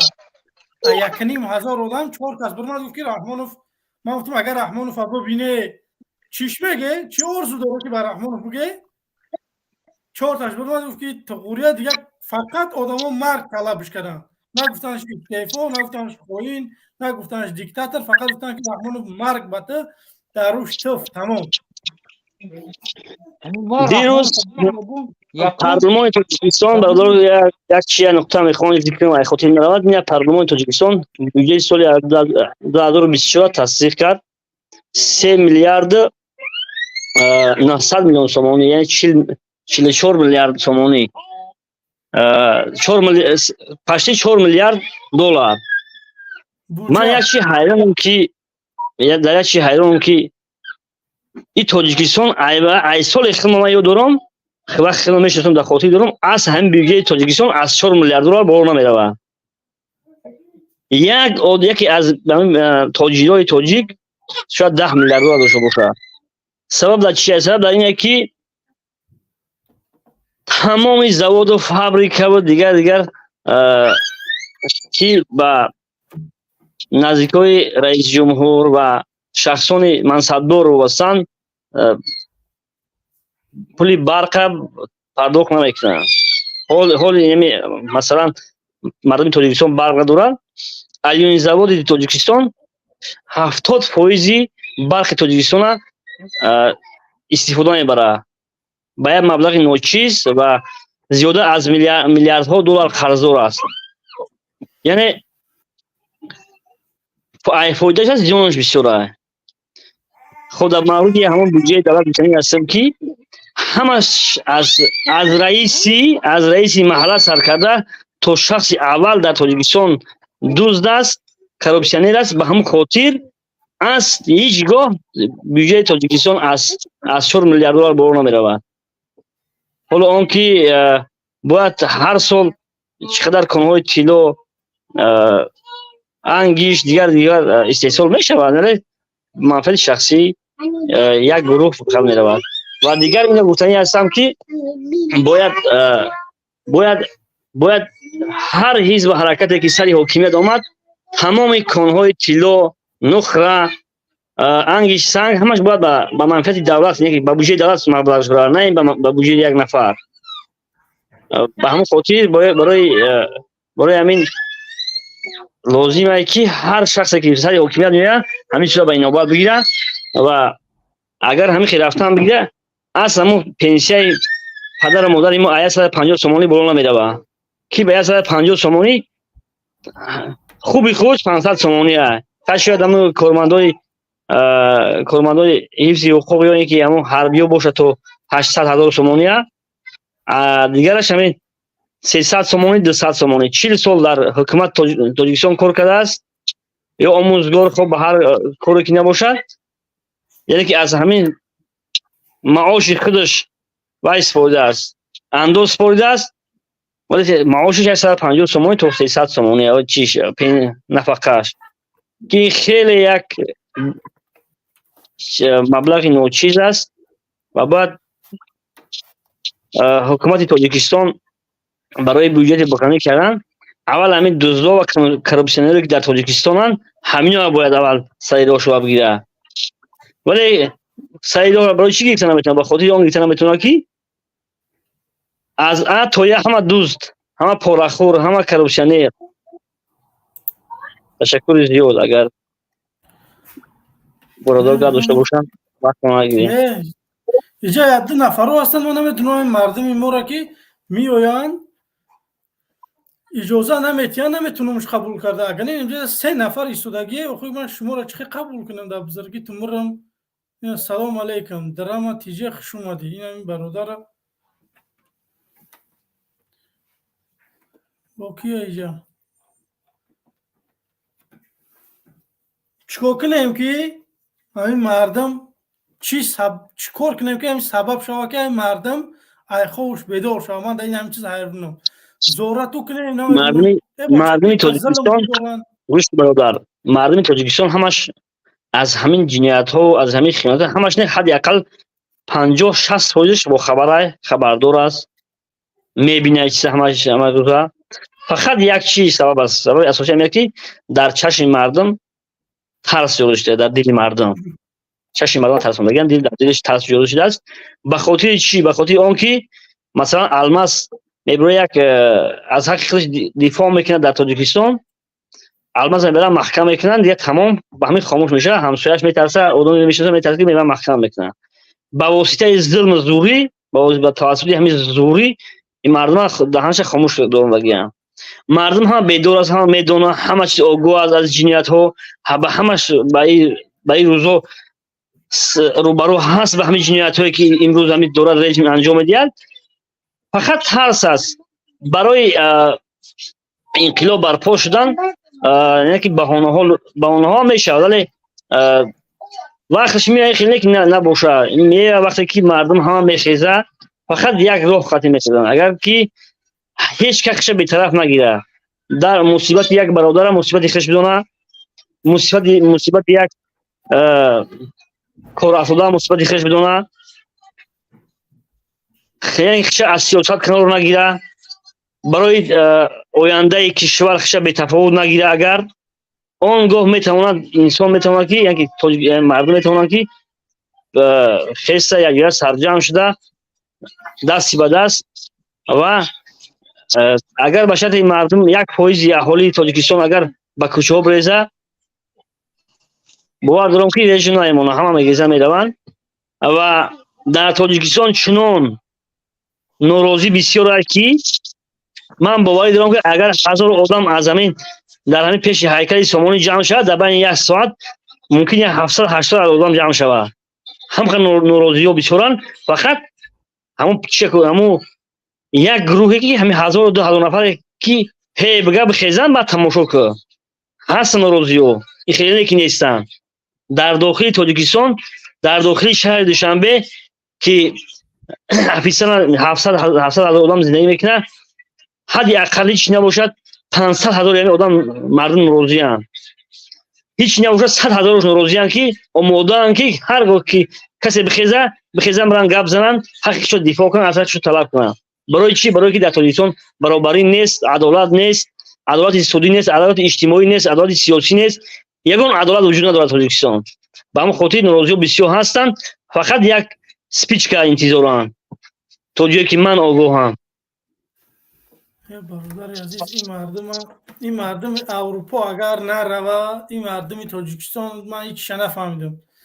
ظلم در شما، سویت کشی در شما، به آوی در شما، به گازی در شما، خنکی در شما، بچه ما پیش شما گپ میزنیم شما خوبه او یه بار بخیزه هم شما زندگی خوب کنه هم ما زندگی خوب کنه با خودم قسم میتونم که بکشم همه چیزا من تا بکشم زندگی من روی میلیونه نه که دلی من برای اون آدمای مسعوده که امروز بیگناه در زندانن دلی من مسعوده با اون آدمایی که امروز سوید ندارن در خنکیان دلی من با اون آدما مسعوده بچه من انسانم من شیر آدم خوردگیم دلم به آدم مسعوده چون دلی شما به یک انسان نمیسوزه مسلمان پرابلم را شما داره من خواهش می‌کنم یه بار دل تو بخت بسوزه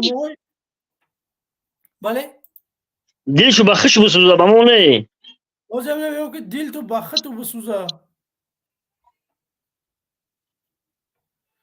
خوش برادر تاجیک بفرما سلام علیکم و رحمت الله و علیکم السلام امیدوارم خوب هستی صحت سلامت هستی تشکر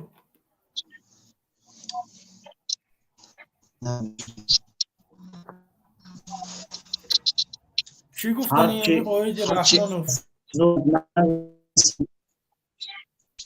هرچی از ظلم نویسد وعده بازم کم است ای خدا کی باشد این تافت وطن را ماتم است این سیه روزان بدبخت هم ز جنسی آدم است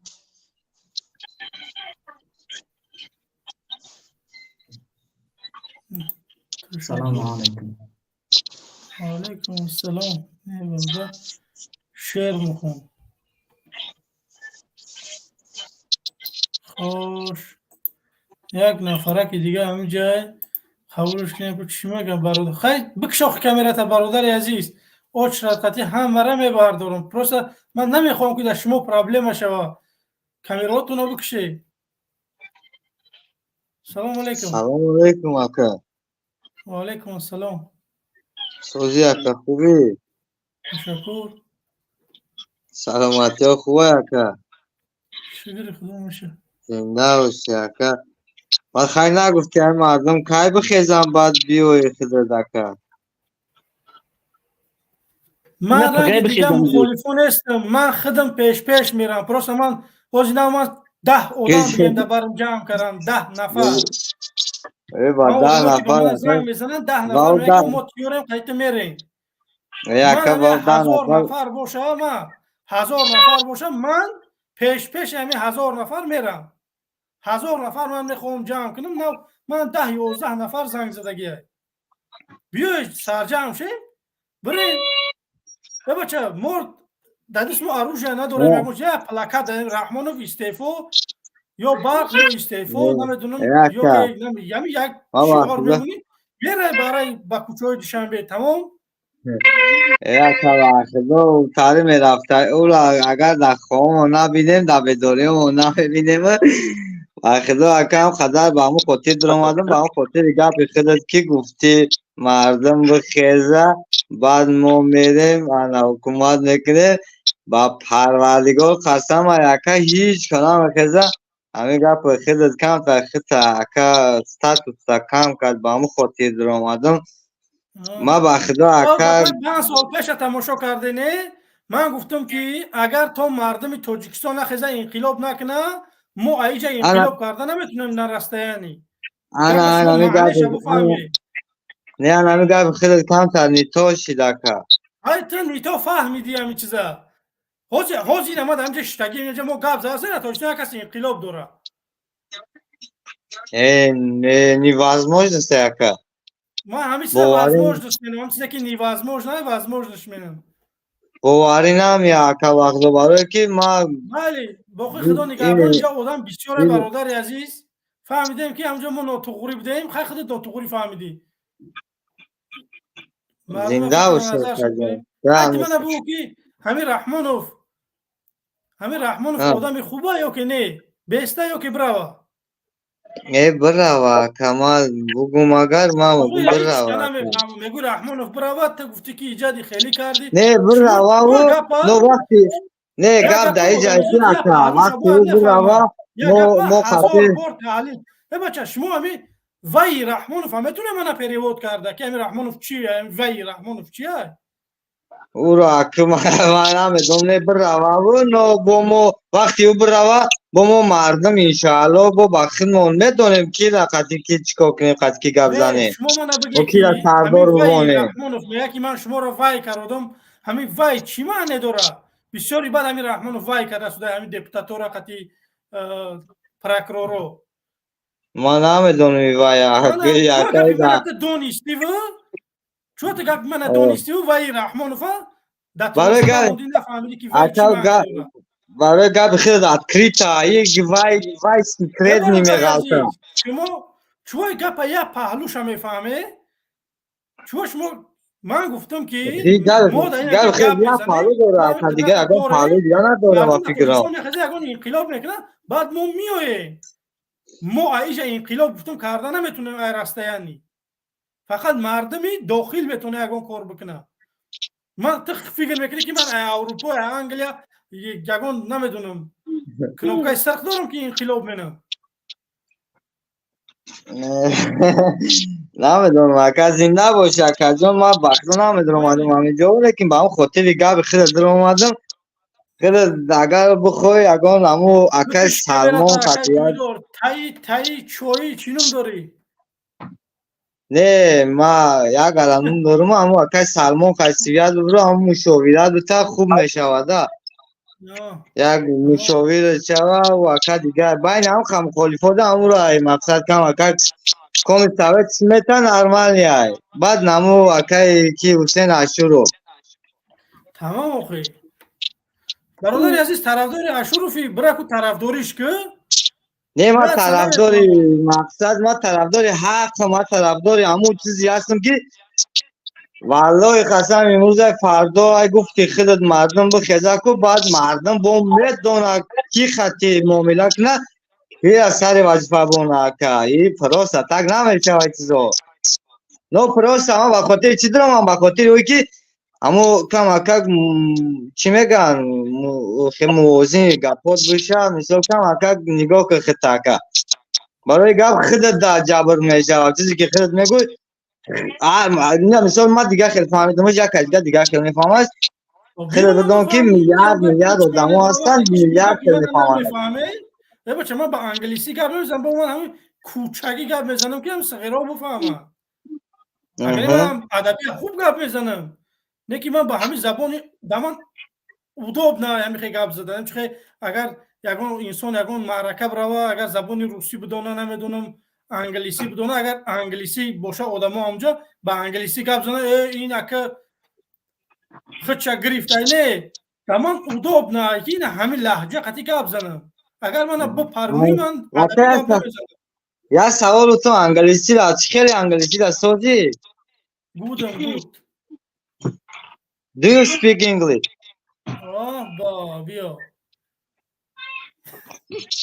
نه اکر مقصد اکم یگان جای وایس نیست راست خیلی برای خاطر سخن برآوردی چون مو انگلیسی سوزه اکر مقصد ما انگلیسی مو خوبه نمیسی مو خوب میشه و اینا خونده سوده موزی نه اکر نمیسی شکو نمیدونم مقصد اما انگلیسیش در گفتم اگر سوزتر باشه زنده باشه اکر جان مقصد در کارات موفقیت میخوام فقط به اون خاطر رو آدم نه به خاطر سویتت بودم نه به خاطر یگان چی از برای خدا دارم هم همیجا مثال فقط نگهبانت باشه اگر خودت نگاه کف شو یک هزار کامنتر نویسه که فرهاد همشهری خوبی سوال دادم میشه رحمت تشکر برادر گرامی رحمت کسی هست اینجا بیاگم سوال داشته باشیم رحمت گپ زنم نه وای در کامنتر یا اینا پیری کامنتر یا این مردم نمیتونسته باشن که همینجا در سیلکه گذاشتگی اگر هم سیلکه را بجی قیمه دروی میدونم اکثرش ممکن با یک قسم ندونه بسیاری برادرها هستن که بازم یادرس میکنیم که این همینجا سیلکه موندگی هم در کامنتر موندگی هم در هم جایی که برنامه نویستگی که برنامه یک قدم به پیش 500 پلوس اون همونجا میدروی این سیلکه کمی جقی پراموی به پیش ما میفرم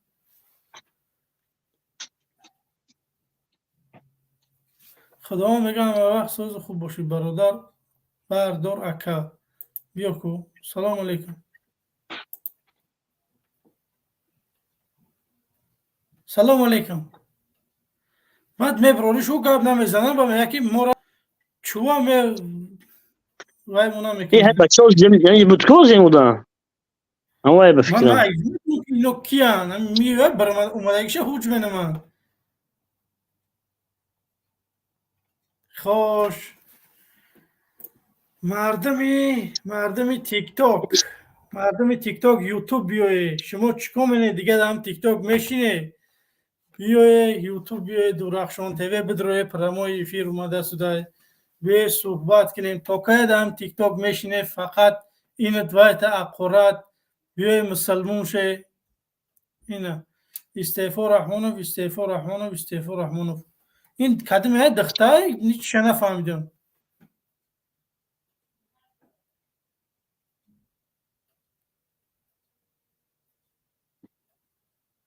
فاطمه جان بوده کدومه به و فارسی نویستگی منم یه ساعت کشوکش کردم بعدم فاطمه جان بوده همشهریت سلامت گفت سلامت باشه خیلی ظلم چیست درباره همین ظلم چیست من تو میتونی بفهمونی که ظلم چیست ظلم یعنی که نوعدالتی حکومت در تمام انسان به مردمش این ظلمه نابرابری نوعدالتی امروز در تاجیکستان اکثر مردم زیر ظلم قرار دارند همیشه احساس نمیکنند تاجیکستان رو به یک زندان وسیع تبدیل دادگیان آزادی سیاسی نیست آزادی دین نیست آزادی وجدان نیست آزادی اجتماعی نیست وقتی که همه چیزها مردم محرومند همین بالایشون ظلم است در یک ظلمات در یک تاریکی در یک چی قرار دارن مردم در یک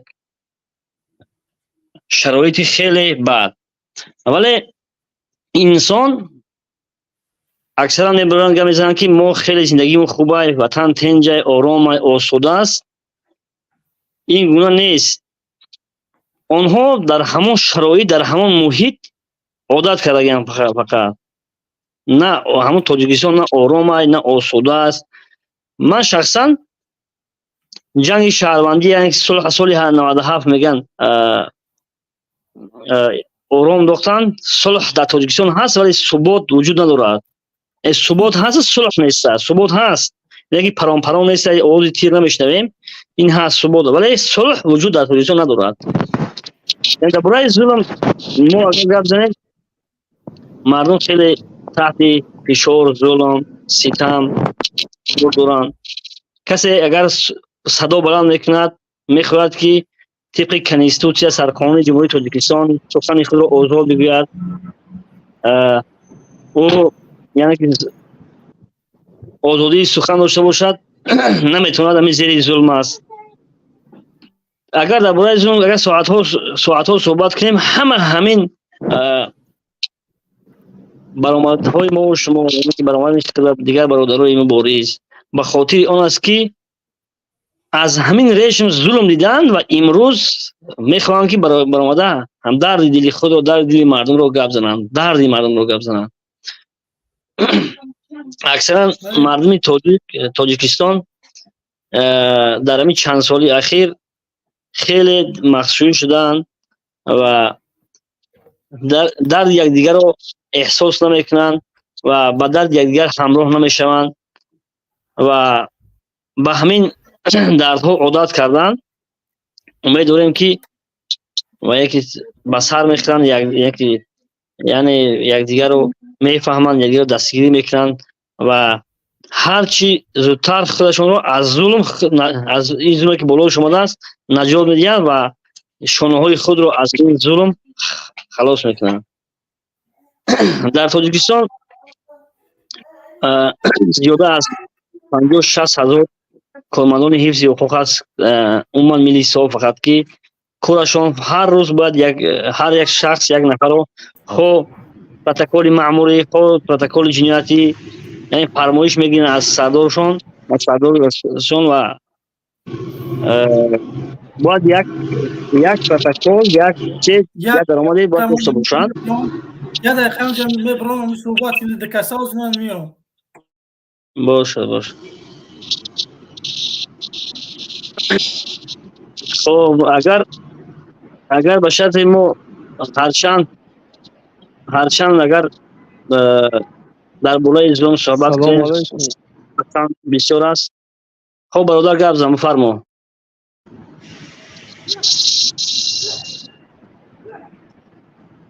سلام علیکم. و علیکم السلام. گپ زن برادر فرمایید.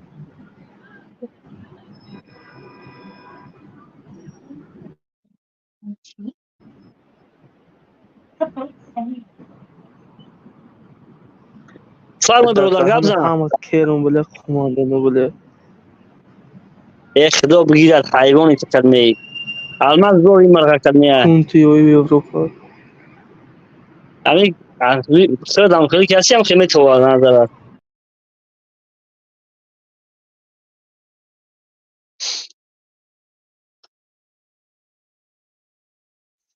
این اکنون این همینو طرفداری حکومتن این بیو میگن رنگ بین حال پرس وقتی که در مابین 1000 و 2000 آدم همشهری هموطن اگر باشه که شما احترام از خود داشته باشید احترام برای همین ملت دولت داشته باشید شما اگر احترام که داشته باشید به همین مردم برآمده هم که دشنامه میکنید شما رو اگر دروش کرده بگیم همین خیلی که مادری شما کدام حیوانی باشد حتی حیوان همین گونه رفتار همین گونه سخنها نمیکند در کدام اویده شما تربیه اوته نمیدونین که در پیش چشم هزارها نفر برآمده خیلی در شما این علیکم السلام این نشانه آن است که شما طاقت شنیدن سخن حق را ندارید این نشانه همین است و با این دشنام کردن ها شما چهره واقعی خود را نشان میدید در بین مردم تمام دیگه هیچ کس با این دشنام کردن شما با این حقارت کردن شما برای خود یگان نه آبرو کسب میکنید نه حیثیت کسب میکنید هیچ نمیکنید فقط تنها چهره واقعی هم حکومت نشان میدید همون که ما این همین یک حکومت هستیم و در بین مردم که دشنام میکنیم و اگر به شرطی که لازم شود به همه کار ما قادریم شما تصور کنید که یک آدم رژیم یک طرفدار رژیم امام رحمان امروز عبرت در بین مردم دشنام میکند این چهره واقعی همون حکومت نشون میده یک تا دیگه این که شما تصور کنید که اگر در دست یگان مقامدار در دست یگان پلیس در تاجیکستان بغلطی و در اداره‌های امنیت که تحقیقات امور اینویدی چی گونه چی چرا میگه بسر چیز رو بسر میارن چی نمود در تمام میکنن وقتی در بین این خلق عامه خشن میکنن اینم یک ظلم است همین میر گوره ده سخن ندادی که چی میگه السلام علیکم و رحمت الله و برکاته و علیکم السلام و رحمت الله و برکاته همین یک ساز نگاه کده همین یک ساز نگاه کده همین آواز من خوب میشه یا نه آواز من سازه که بزه خوبه آواز برادرای اهل اسلام مقصد تشکیل کردن حزب شما چیه برادر؟ سوال بین مقصد همه حزب تشکیل کردن برای قدرت سیاسی با دست گرفتن است همه هدف اساسی حزب‌های سیاسی تشکیل کردن قدرت سیاسی رو در کشور به دست گرفتن است دیگر نیست یک اون چیز مقصد اون حزب همین برادر میخواد که نامزدیش در انتخابات آینده در نامزدیش بمونه و این شرطاش هم هستن اویدنامه‌اش هم ترتیب میدیم اویدنامه همین حزب 500 کیلوسه و آینده میتونه که همون پرتل چی در اومده بینی که چی هدف داریم ما حقیقت سوال بودن اسلامی شو دموکراسی در تاجیکستان وقتی که برادران میشدیم پشتیبانی از فلسطین میکنیم برادر عزیز تدریجی میگو که مسلمانی میشوه یا که ما رحمانیزمش نمینیم تو که نه دموکراتیا که امروز در تاجیکستان این دموکراتیا من قبول ندارم. الله در قرآن میگه که اگر هر یک حزب و حرکتی که میخواه که نصرت بیاوه و به مقصد برسه میگه او را من نصرت میتونم اگر که خود از برای دینی مکنه حکومتی اسلامی شوه حکومتی شما میخواین دموکراسی الله شما را هیچ وقت نصرت نمیتونه برادر فراموش نکنید ما پیرو رسول الله هم باید که ما با قرآن و سنت زندگی کنیم. برادر است در برای ما میخوایم که قرآن خونده امروز ما میخوایم که به همون چی دعوای اسلامی داری برادر عزیز اگر کسی انقلاب کنی اسلامی کنی مگر 90% تاجیکستان بکشی ایبای بری همش دز فاحشه و عراخر هم خیلی تو بابا چه دولت اسلامی میکنی قانون الله همه مونی کسی که معقول نیست زندگی نکنه. برادر عزیز در دور پیامبر همه یهود و نصارا زندگی میکنن خاطر پیامبر چه تو میگوی که زندگی نکنن شما چه خیلی اسلامی خواه من به خدا ایکیجا شما میوه به خدا سری مردم گرنگ منه برای بنا ولی شما جا تو بلوک های اینو به خدا قسم فتنه‌گرای اینا فقط فکر میکنن که همین خودشون همین آدمایی میبرن گم میزنن شما در دین اسلام یعنی که حکومت اسلامی کنه خودشون حال برای به همون معنای اسلام درک و اسلام درک کردن نمیتونن. وقتی که حکومت اگر دموکراتی هم باشد هر حکومت یعنی مثلا دولت‌های اروپایی همه چی ان دموکراتی ان مرحمت راستا نماز بخون قرآن بخون درس اسلامی بخون هیچ کاری چی نمیگه کو ولی وقتی که یک حکومت میگه لوف از دموکراتی میزنه میگه که من میخوام که حکومت دموکراتی کنم شد دموکراتی مینامد ولی که هم با دموکراتی هم با تمام دین‌های دنیا تجاوز میکنن هیچ قبول نداره دین عدالت جدو میکنه مشکلی سری همین است مشکلی سری یعنی که حکومت یا که باید نیست است یعنی که نظام اگر باشد که نظام اسلامی هم باشد بگم بسیار چیزا منع کنن چی گفته میتونی بسیار آزادی های دینی منع کنن خب مثلا هدف باید همین باشد که وقتی که دموکراتی اساسی در اسلام است بله ما به شک شبهه گفته میتونیم نه که حالا بیا اول همین رژیم یک طرفه کنیم کنار بگذاریم بعد بالای دیگه چی مسئله و موضوع گردانیم. بله سلام علیکم. سلام علیکم و رحمت الله. بفرمایید. اوکی عبدالخلیل نازی خوبی سلامتی خوبه اوکی فرهاد نازی میشه رحمت کدام آدمی که در دل نیتش پاک در دل نیتش صاف میشه در حقش همون خداوند در همون نیتش میرسونه. بچه من نیت ای قضیات پاک میشه که یک انسان برای با مردم تاجیکستان بخواه که توسین 18 ساله 500 سومونی بگیره سویت تونه بتیا در همین 4-5 باور کنه همین جانبدارای حکومت جانبدارای حکومت هم حرام میشن وقتی که زنگ میزنن میگن که در تاجیکستان سوئد هست چه دروغ میگن از خودوان نمیترسن سوئد نیست میگن که سوئد هست تدفویزه در تاجیکستان سوئد هست.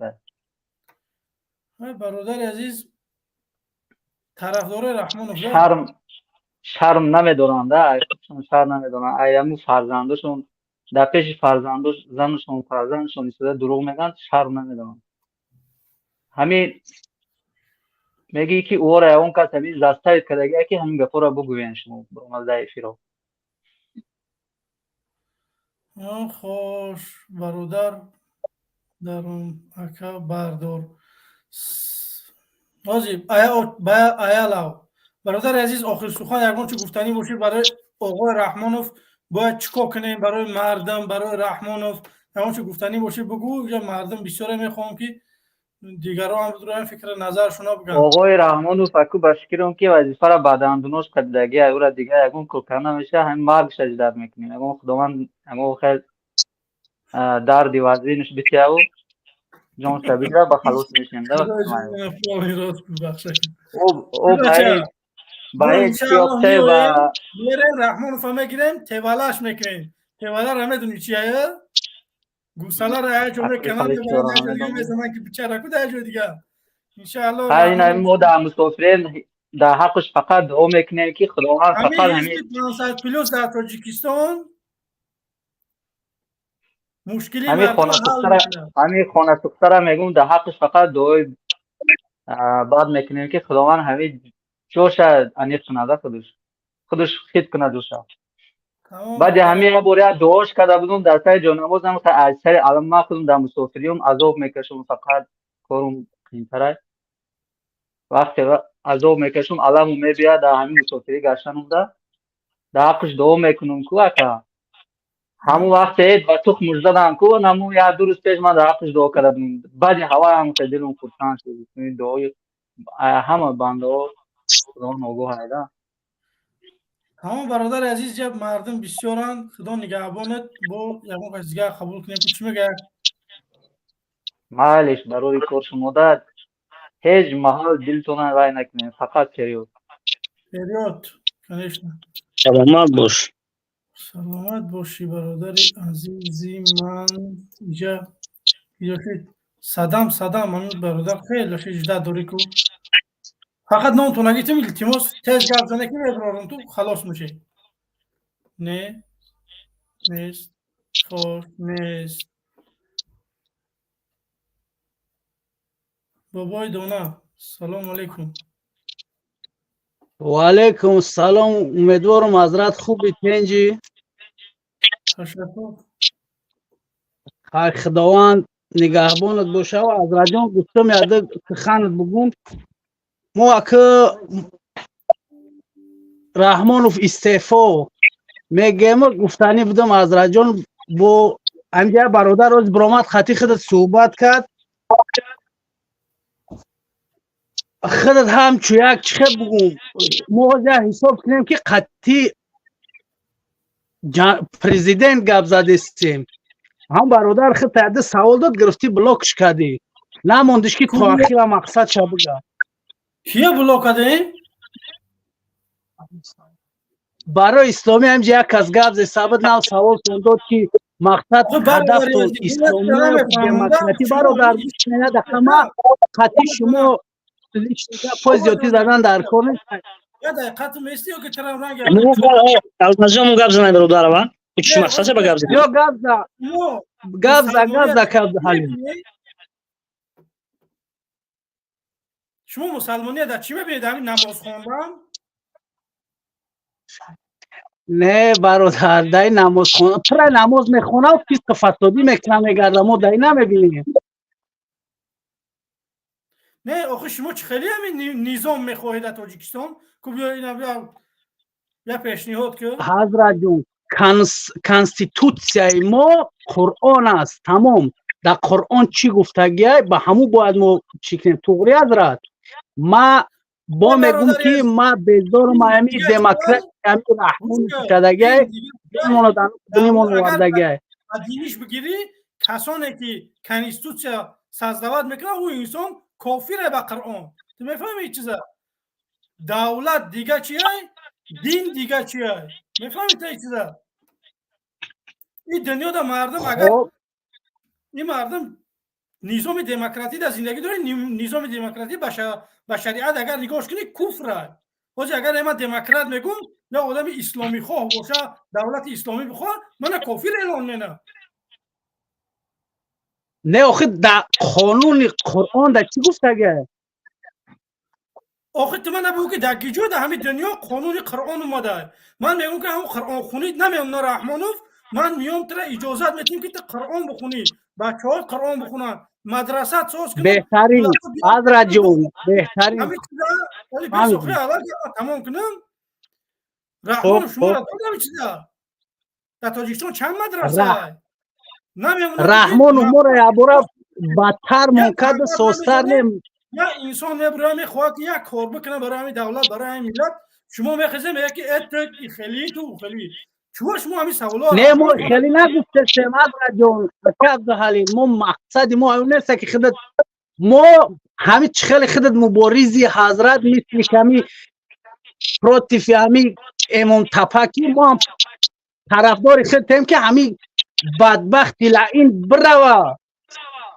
مقصد ما که چی به اسلامی نمیخواهی حضرت جون افغانستان اسلامی شکت کو ما نمیخواهیمش همین سوالا را میتیان برادر عزیز شما این سوالا باید ای رحمان افکنی من نه دولت در دستمای نه حکومت در دستمای نه یگون چی نه اکه عبدالحلیل من رحمان افک گفته خودت کی چپلق شب کردیم ما و پیش ما در او سوال ندارم مقصد من که خودت آینده دولت که انشاءالله در دستان که زد بگذار که خودت حاضی سرور دولت مثال ما قطعی خودت میگم که مثال سرور دولت همین مردم جمهور میخواه که همین جمهوری اسلامی شوه خودت در همین چی گفتنی میگیریم افغانستان اسلامی هست همون خلیفه بیار پرزیدنت شوه تمام چی خیلی ما طرفدار خودتیم حضرت جان ما طرفدار خودتیم آخه برادر عزیز من سوال میتی که اگر همین من بخوام که اسلامی شوم مردم تاجیک اگر بخوام اسلامی شوم من بس مینم و پیش یگان برنامه نمینم بیای مرحمت پیش بدروی بره اینه من اقفاتو نه اسلامی میخواه آخه حضرت جان با خودت مسلمان نیستی که استیفا میتی که برادر ممکنه من سوال نظام جواب بدی خب اکه فرهاد فرمو برادر اگر به شرطی که همین مردم بخوان که حکومت تاجیکستان که نظام اسلامی شوه ما میخوایم اسلامی شوه فقط همین معنای دموکرات هم همینه که حاکمیتش خلق وقتی خلق خواست که همین نظام میخوان که در اسلام زندگی کنه مرحمت ما میخوایم اسلامی شوه یگان مشکل نیست من جواب من همینه سلام علیکم و علیکم سلام برادر الماس سلام علیکم اکای فراد شما سلام علیکم و علیکم السلام امین چالم واحده در یاد جواب سوز بگم برای که بسیار نفهمی شده است برادران میگن بخشش ما کمتر چی دارم برادر گفتن اسلامی شوه یا که دموکراتی شوه شما چی میخواهیم ما برادر از یکمین درجه آزادی میخواهیم برای ما آزادی یکمین درجه صلی الله علیه و سلام وقتی اومدک 13 سال فقط دعوت کرد ما آزادی میخواهیم یکم آزادی را میگیریم پس شما دعوت کنید که آدمو بگردن ای روح بعد کسایی را که خداوند توفیق بده بیاین مقصد دیسکوتیکا و چیو نروان بیان مقصد به جای شما مثلا شما درس بتین مردم درس بگیرن ای شما اصلاح شوند یکمین درجه دعوت داریم برای هوا یکم برای ما چی داره برای ما آزادی داره این آدمایی که در سر حکومت شتگیان همین آزادی را نمیتونن برای ما که فرزندای شما همین توحید یاد گیرن فرزندای شما مثلا دین یاد گیرن روز به روز دور کردن اما کلمه واحدایی که میبروین دهناتون رنگ چی بونین بستگی اول سیاست یاد گیرن سیاست دنیا یاد گیرن که سیاست کجا رفته است این برادرانی که برو مدین اینجا روشون قطعی شما دفاع کردین تا خواهر شما دفاع کردین با قدر یو برسه همیان پدر مادر داشتن زن فرزند او قدادوی میکنین جهود میدن این سیاسی میدن اوزی همینت برادر الماس اینو میخوان که مخالفو همه چی دا جواب بتین ای همه طرفا دلو بای سوال جواب بتین اوخی شما برادر شما باید بفهمین که در همین تاجیکستان همین چاپلوسان میبروین یا سوالشون میتین این برادر جواب دادن نمیتونن واقعا یا میگریزن یا که چی میگن گویا که نفهمیدم شما مخالفو همه چی طلب نکنید همو دولت‌ها دام هست تا گپایی که ممکنه گفتن هست تا گپایی که ممکن نیست گفتن همین افترا دام همین شرطه که برن ای جهاد گردن بعد فقط گیرن پول گلاشون کنن اکستریمیست شدن شما هم چیزا رو بفهمید و من نسبت مسلمان برادر مسلمان همتون دوست می‌دارم نه که سیاست دنیا رو باید شما بفهمید که چی رفته است برادر الماس یگان چی کرده باشین شما دا بافکاش میاسای فرود شما نه سلام باشید دوست سلام درست سلامت برادر عزیز فکر نظر سم شده این مردم پروست خیلی شایم کوچه میبرد همین یوتیوب میبرد خیال منه که اگر همین گپ بگو باید همین تشوق نمیشه والا آی دنیا هزار حیله داره شما نمیتونه که بیوی یک سرازه و یکون کارو بکنی اینجا میوی یکون کینو منی بعد میبینی که چی گپه بعد یکون ما برادر عزیز دلیل میخوام بیارم با این بچه‌ای که همخوانی گپا میگن من میخوام دلیل دیگه بیارم. عمر ابن عبدالعزیز وقتی به سر قدرت شش فرزند شما گفت ای پدر عزیز گفت شما گفت سراز حکم الله جاری نمیکنی. عمر ابن عبدالعزیز چی گفت خوزی نمیشه سراز حکم الله جاری کنی اوستا کنار وقتی که تو مقصد پشت دور یا چیزی که مقصد پشتی بون هوا نگاه کنه کار میکنه بعد همون گفتی که پایت بزنم جوی گریست نه یوی بعد برو اینجا دو کنی که دعوت اسلامی میکنی یا که دموکراتی شما برادر اول دموکراتی را بفهمن دموکراتی چیه کسی که همین دموکراتی را قانون همین پول قانون زندگی قرار بتیا و بگه که با دین الله زیدم بیا من همین قبول دارم بس همون انسان مقصد کافر میشه آدمی که دموکراتی را پروست رفت زندگی میکنه پروست همین چیزایی که زید نمیبیه با کتاب الله همون چیزا را قبول میکنه چیزایی که با زید قانون الله زید میام وام و قبول نداریم نه که برای ما آزادی در کار این درجه بله باید ما آزادی را بعد معلوم میشه که کی مسلمانی میخواد کی دموکراتی میخواد کی دیگه چی میخواد مرحمت اول شما دعوت کنید دعوت کنید سیاست این همی شما که نمیبرین دعوت نمیکنید دعوت های اسلامی چوت کم اون با گفتی خطون با همین سیاست دنیا دعوت نمیکنید با این مخالفه را گوش میکنن دیگه مردم راه چی ندارد چیکار کنن شما که دعوت نمیکنید پس عذر بتین با برادر یک خیلی بروی برادر الماس زمین که تو گفتی زمین مابطی تیچ برادر الماس شما را یاد داده است حقتون طلب کردن همین حضرت موسی رفت 8 سال یگان کسی یگان دعوت نکرد پس طوری خودش گشت از یا آدم میبروه بعد حضرت موسی را تنها بکنه که تو این جدبان اسرائیل هم میکشتن تو داود پس طوری خودت دیدی اوای اومد یکمین درجه حضرت موسی بنی اسرائیل حق خودش طلب کردن دعوت کرد کی امین حقیقتون طلب یکم حقیقتون طلب کنه بعد از سیاست برای خوشه یکم ببینه که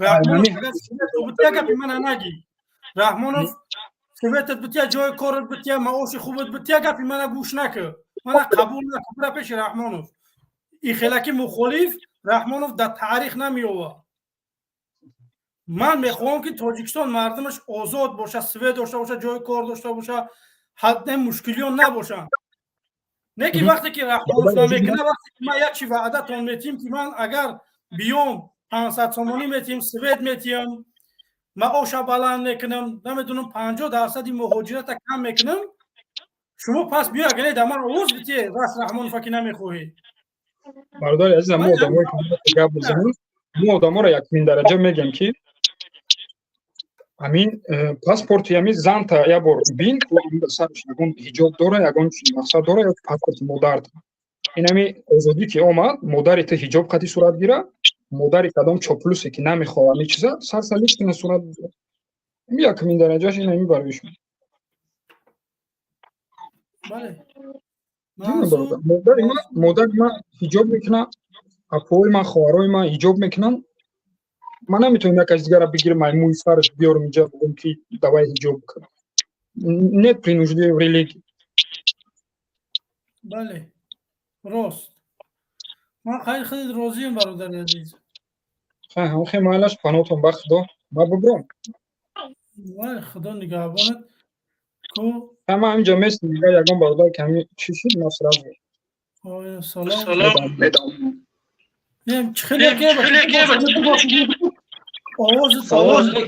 سلام علیکم اکا الماس تلفون دور کرو باشه الو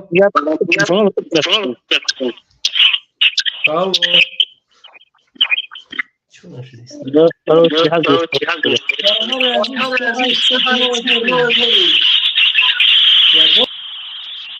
خدا سر گوشتا میخره душхаро шуда. Бародар Фарод як чиз дигар аз шумо пурсиданем дум. Баш. Гап зан бародарам. Гап зан. Бародар Фарод баъд аму да чи Муҳаммад Иқбол агар дадатон боша амя Самандаре Самад буд ки буд амҷа даромад. Ҳам мавзуъро мо ҳеҷ нафаҳмидем бародар. Амуҷа ҳамиҷаи мақсад худо равшан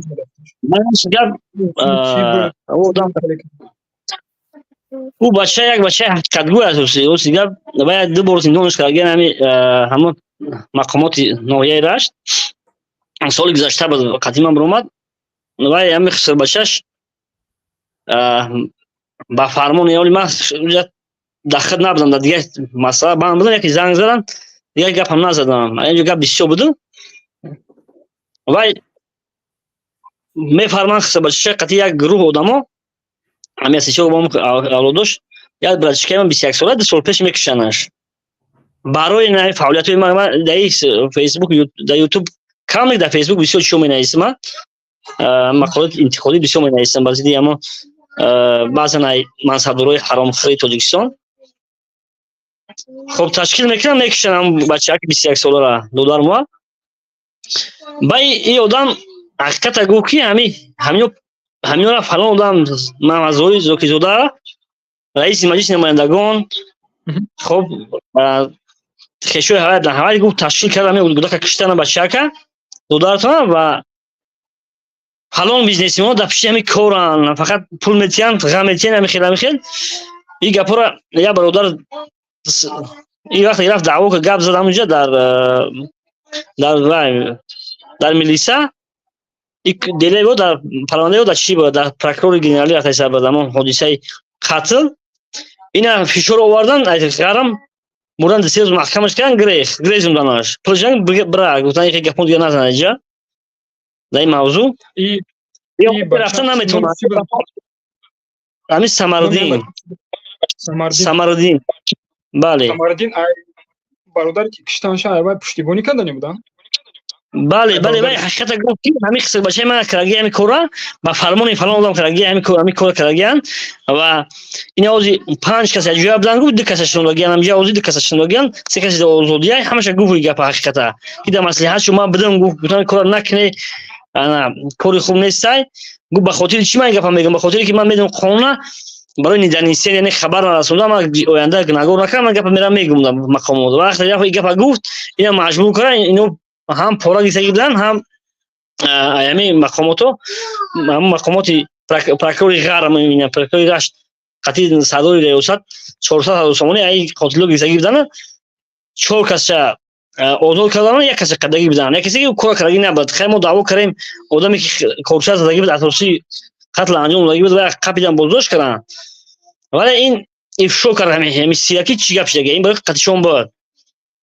برای همین فشارش و بعد این همین بچه هست که حقیقت گم میزنه خیلی بخاطر اون که بازداشت نشه یا گپ زد همونجا که برادر محمد اقبال هم چی کرد عصباش ویران شدن دیگه من گوش نکردم گپای خیلی گپای که باید قطعی من گفته بود که این گپا میزنم هم گپا را زده ولی خب بعضا کمدی هم داشت که باید یک طرف گپ میزد 2 طرف نه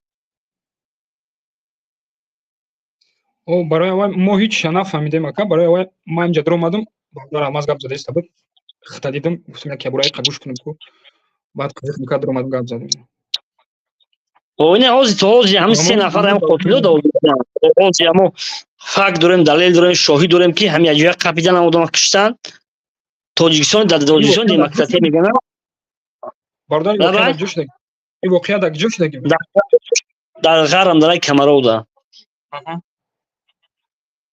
خدا رحمتش کنه برادر میگن که تاجیکستان دموکراسی دنیوی است یک آدم به خاطر فعالیت سیاسی برادرش یا که عمکش میگن به قتل میرسون تشکیل میکنن برای فعالیت سیاسی یک کسی دیگه خاص یک من اصلا قاتلام دامنگیر نیستم از همون فرمایشگرای جعجه در قانون باید اساسی فرمایشگر است جزا بگیره لیکن متاسفانه دوران برادر هم اینو باید جواب بدین раҳмат барои бародарои мухолиф.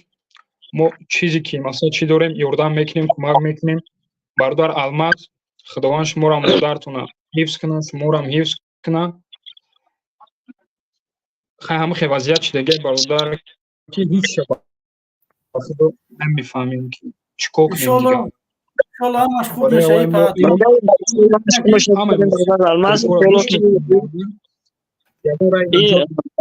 меша. و ملت تاجیک، مردم تاجیکستان یک مردمی خیلی مردمی با غیرت و ناموس است. امید داریم که همه با هم یک جای اتحاد بشوند و عدالت در تاجیکستان برقرار میکنن. خیلی مردم انتخاب میکنن شخصی که به آنها پسند است و آنها میتواند که یک حکومت سالم، یک حکومت آینده‌دار، یک حکومت خوب میسازد، برای مردم شرایط زندگی خوب فراهم می‌آورد. همون حکومت همون نفر برای 5 سال برای 4 سال انتخاب میکنه مردم. ما همین امید داریم. امید داریم که همین زندگی ما میشه ببینیم. لیکن ما ندیدیم. امید داریم که فرزندان ما میشه ببینن، نبیرگان ما میبینن. به خاطر چی؟ به خاطر اون که همه سخن، همه گپ، همه کاری که امروز میشود، یعنی که بهار میکاری یگان چیز تیرما حاصلش رو میگیری. این گپایی که برادرای مبارز گفتن، برادرای مخالف میگویند، اینها به یعنی که حاصلشون رو حتما ما برداشتن میگیریم. این یگان جای ویش نیست. همه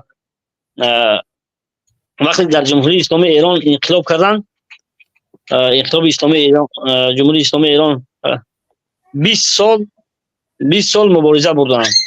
وقتی که پرسیدن از آیت الله خامنه‌ای که شما با کدام نیرو بودن چی میکنید، انقلاب میکنید، وقتی سوال شدن گفت که برای یک کودک یک ساله نشان داد برای همین.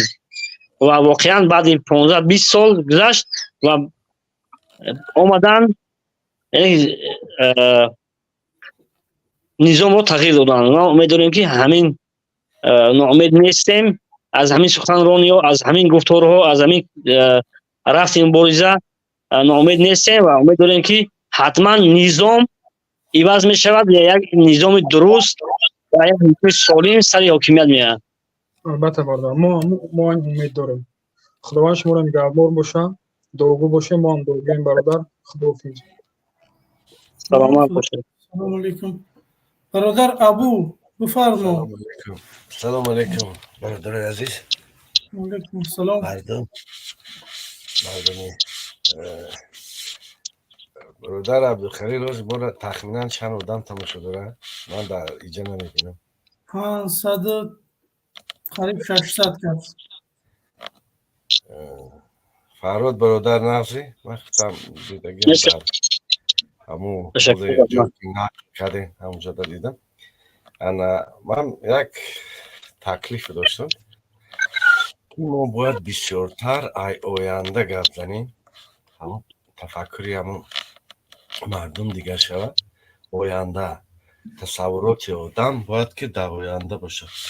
تا چنده که ای حاضره گام بزنیم، ای قفا گام بزنیم، همون به یک جا دیسپینز میگن همون چیزی که میگیم همون الله خدا آمین میره، میشه الله آمین آمین آمین هم خدیده رفتن میگره. تا چنده که ای پیش گپ زنیم، ای پیشینه اینی خمیشه او خمیشه همون دم آمین آمین رفتن میگره. چه گم همون خدا تعالی میگه که همون چیزی را میفهمه که حاضر رفته است و وقتش نمیبینه. فهمیده نه؟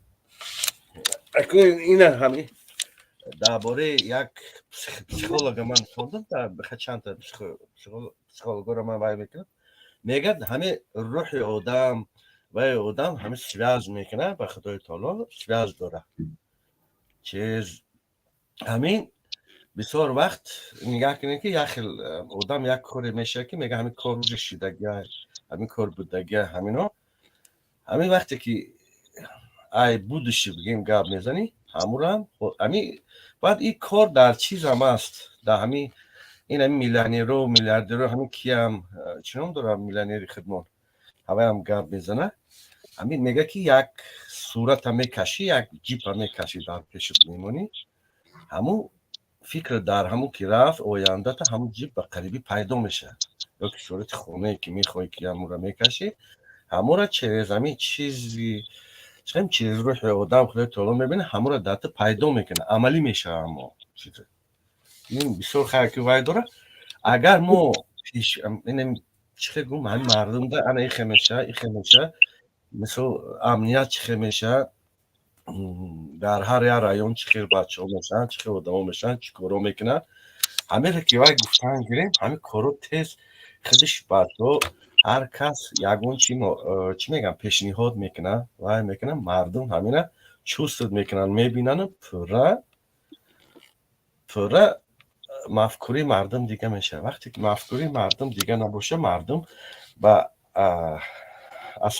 اساسنی نیاد چگم مردم با فکر کار نمی مردم به حسیات خوزی همه به حسیات کار میکنن مردم حس میکنن که ما هم یک چی داریم یک معبود داریم یک ایدل داریم اموال اینا با وایشی چی میگن اینا با روزی پرزیدنتی با یا بارگی وای بزرگتر کردن چقدر بزرگ کردن مردم تو چند دیوای بزرگ کنی مردم خودش در پیش وای کوچک میشه بخیره ما значит هیچ ای وای رنگی خدا میبیننش رنگی وای میبیننش значит ما مردم ای دستمون هیچ نمیبینه همه کاری کردن در کار که نبرود همه آدم پست و برای چی آینده ما اینی کارو میتونیم این کارو میتونیم значит هر یک کس حس میکنه که بیویا значит ما یگون کار کرده میتونستیم یگون فهمیدین مرا برادر سلامت باشه برادر بله اصلا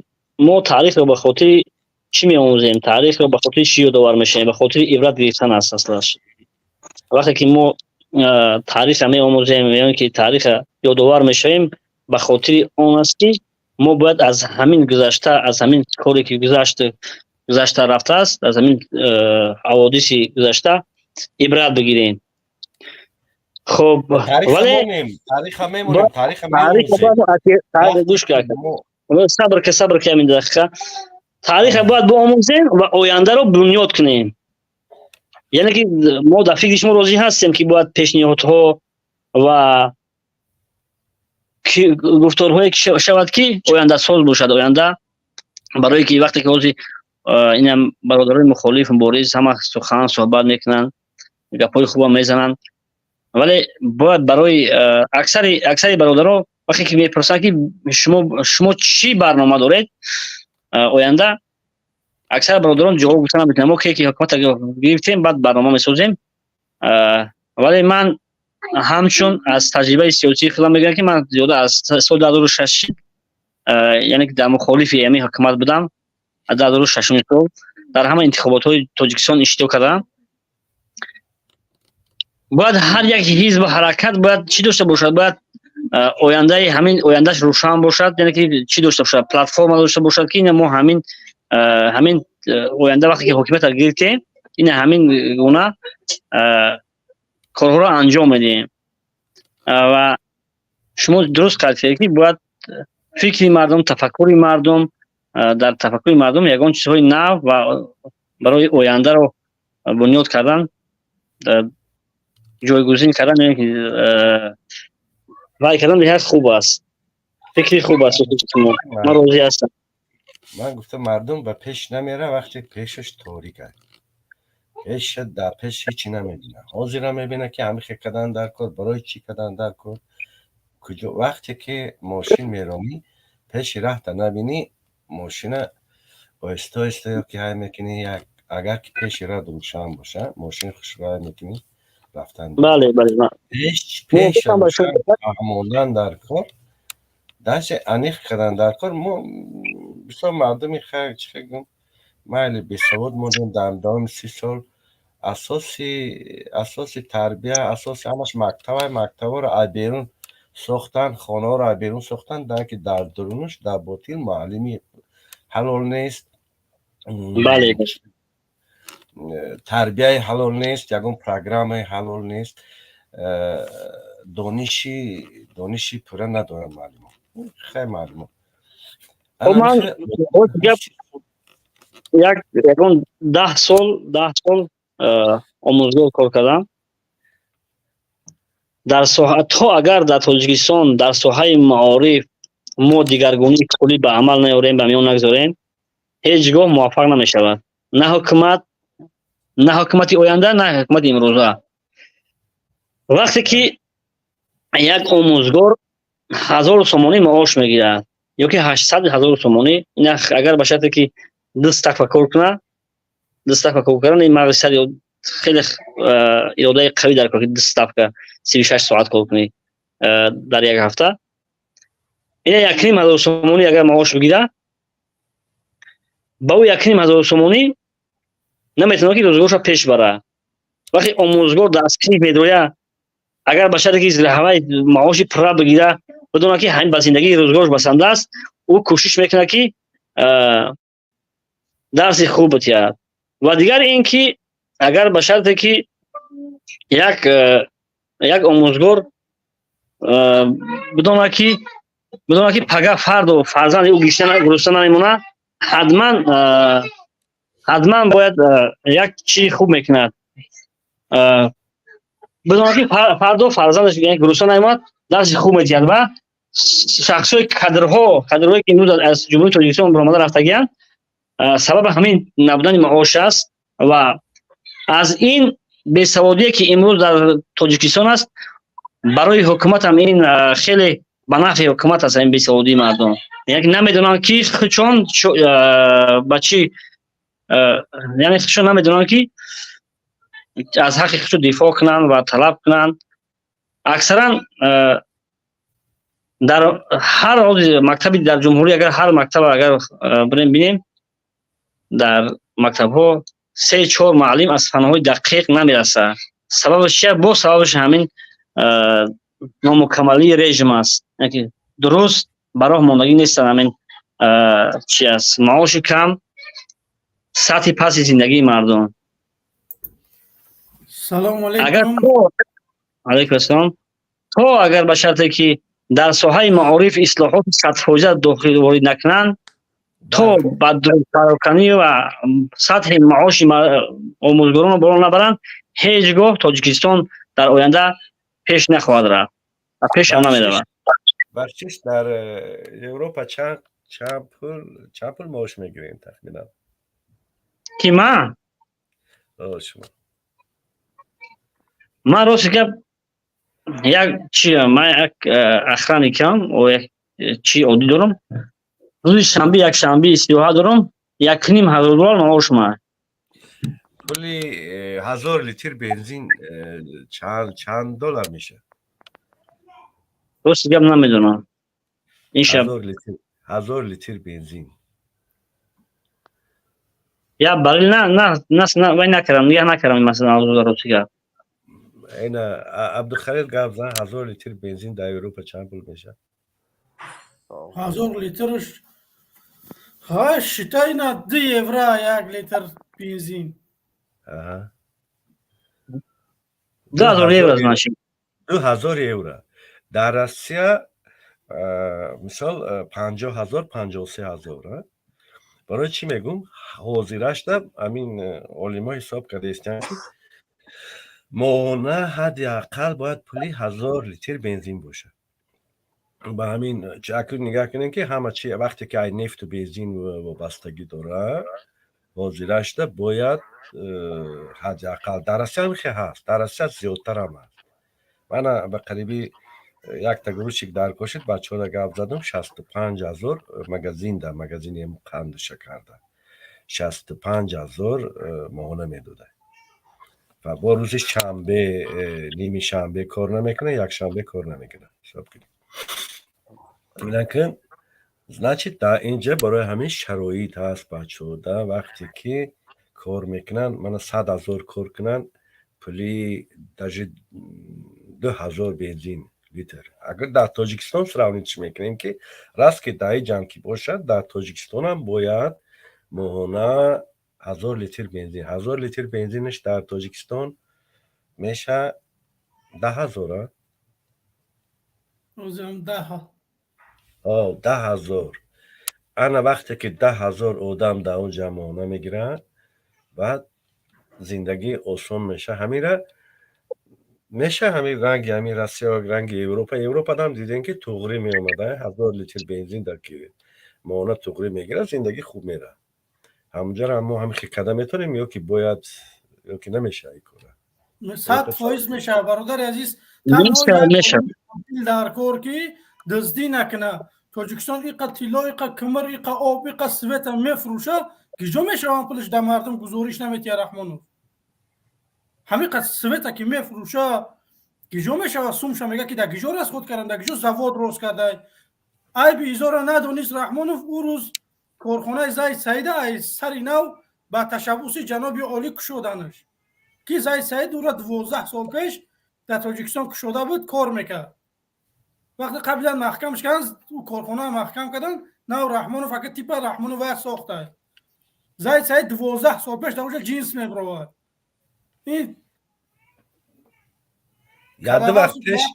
یاد وقتش من وای کردم تحقیق کردم 1 سال 5 تن طلا کار میکنیم میگیریم نه که ذخیره طلامون 8 تنه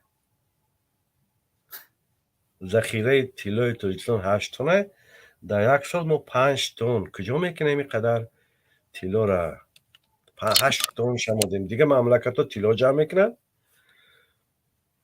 یکی که روسیه وقت آخر همه طلای همه و خرید چیشه در طلا مونده ذخیره شه ولی همین برادر عزیز همین برای همین دولتداری ده چند قد طلا داری ذخیره همون خاطر میتونی که سوم بکنی یعنی 8 تن طلا داریم 8 میلیارد دلار ما بگیم داره 8 میلیارد دلار تاجیکستان در پول داره 8 میلیارد دلار تاجیکستان سوم داره از همه بسیار خیتای داره با فکر من باید ما بیاریم سوم بکنیم وقتی که سوم کاری سوم بسیار باشه مردم حکومت نمیدونم 500 سومانی داد سویت چه داد ایس نالوگ کارخانه ها پیدا میشه سویت کی باشه یک آدم میره نمیدونم یا مینی زواد میره یا کار میکنه یا 10 کس جای کار پیدا میکنه همین سویت در تاجیکستان باشه با چند مشکلی مردم آسان میشه خانه ها گرم میشن کارخانه پیدا میشه هزار مشکلی حل میشه فقط ایا سویت توبره برادر ما میخواهیم که برادر عزیز فرهاد خدایارو برادر عزیز خودت درمدی بوچ خیلی که اجازت دادگی نیستی خودت خیلی بسیار برنامه خوب کده بسیار برنامه شما دیگه برنامه را میگذاره به همین ستیل اگر رفتن گیره دیگه برنامه را برادر عزیز ما نمیخوام یکونجا بگذاره من میخوام مردم بفهمه که ما همیتری حزب هستیم برای گذاشتن نیست وقتی که ریتینگ گذاشت значит آدم که بسیار داخل شد آدم بسیار فهمیش بسیار میشه ما در چیز کمبودی اساسی که مردمی ما فکرشونه گپ زدن چه گم بیان کردن نمیتونن خیلی من برای همون که مردم در ذهن مردم من بیارم همه چیزا بدارم که بیای فکراتون بگه اگر نه برادر عزیز من همه حزب تاسیس دادم من میخوام که همین نظام پیاده شود در تاجیکستان اگر مردم قبول میکنه مرحمت قبول نمیکنه اختیار در شما میتونه پیمان ملی قبول کنه شما میتونه گروه 24 قبول کنه شما میتونه حزب رحمانوف قبول کنه دیگه حزبایی که در تاجیکستان وجود دارن میتونه که قبول کنه منم یک حزبی که من میخوام که بیام در تاجیکستان سویت بتیم تا سن 18 ساله 500 سومانی بتیم 50% مهاجرت هم میخوام کم کنم یگان زواد کارخانه در تاجیکستان سازم که مردم تاجیک در تاجیکستان کار کنه این همین برنامه را من دارم اگه انتخاب از مردم چه خیلی که انتخاب کنه برای که همین قدر برنامه ده مردم گپ نمیزنن فکری خودشون بیان کنن برادر عزیز فقط یک باشی شما چیزی را اجازه دادگی نیستی نمیتونم برآورده بالا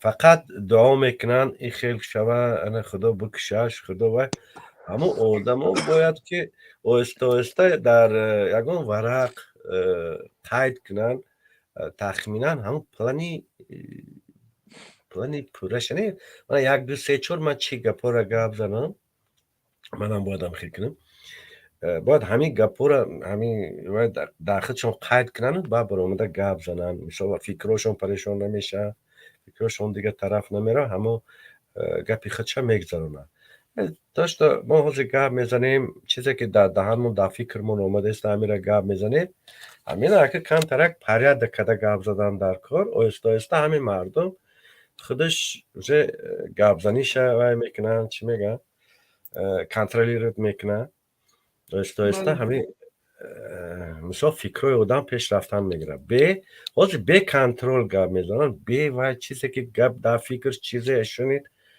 оҳиста оҳиста ҳамин як маълим мана мумкин афтар мефаҳмад як варақ даҳам ҳамин фикрро мисли свои короче вай мекунад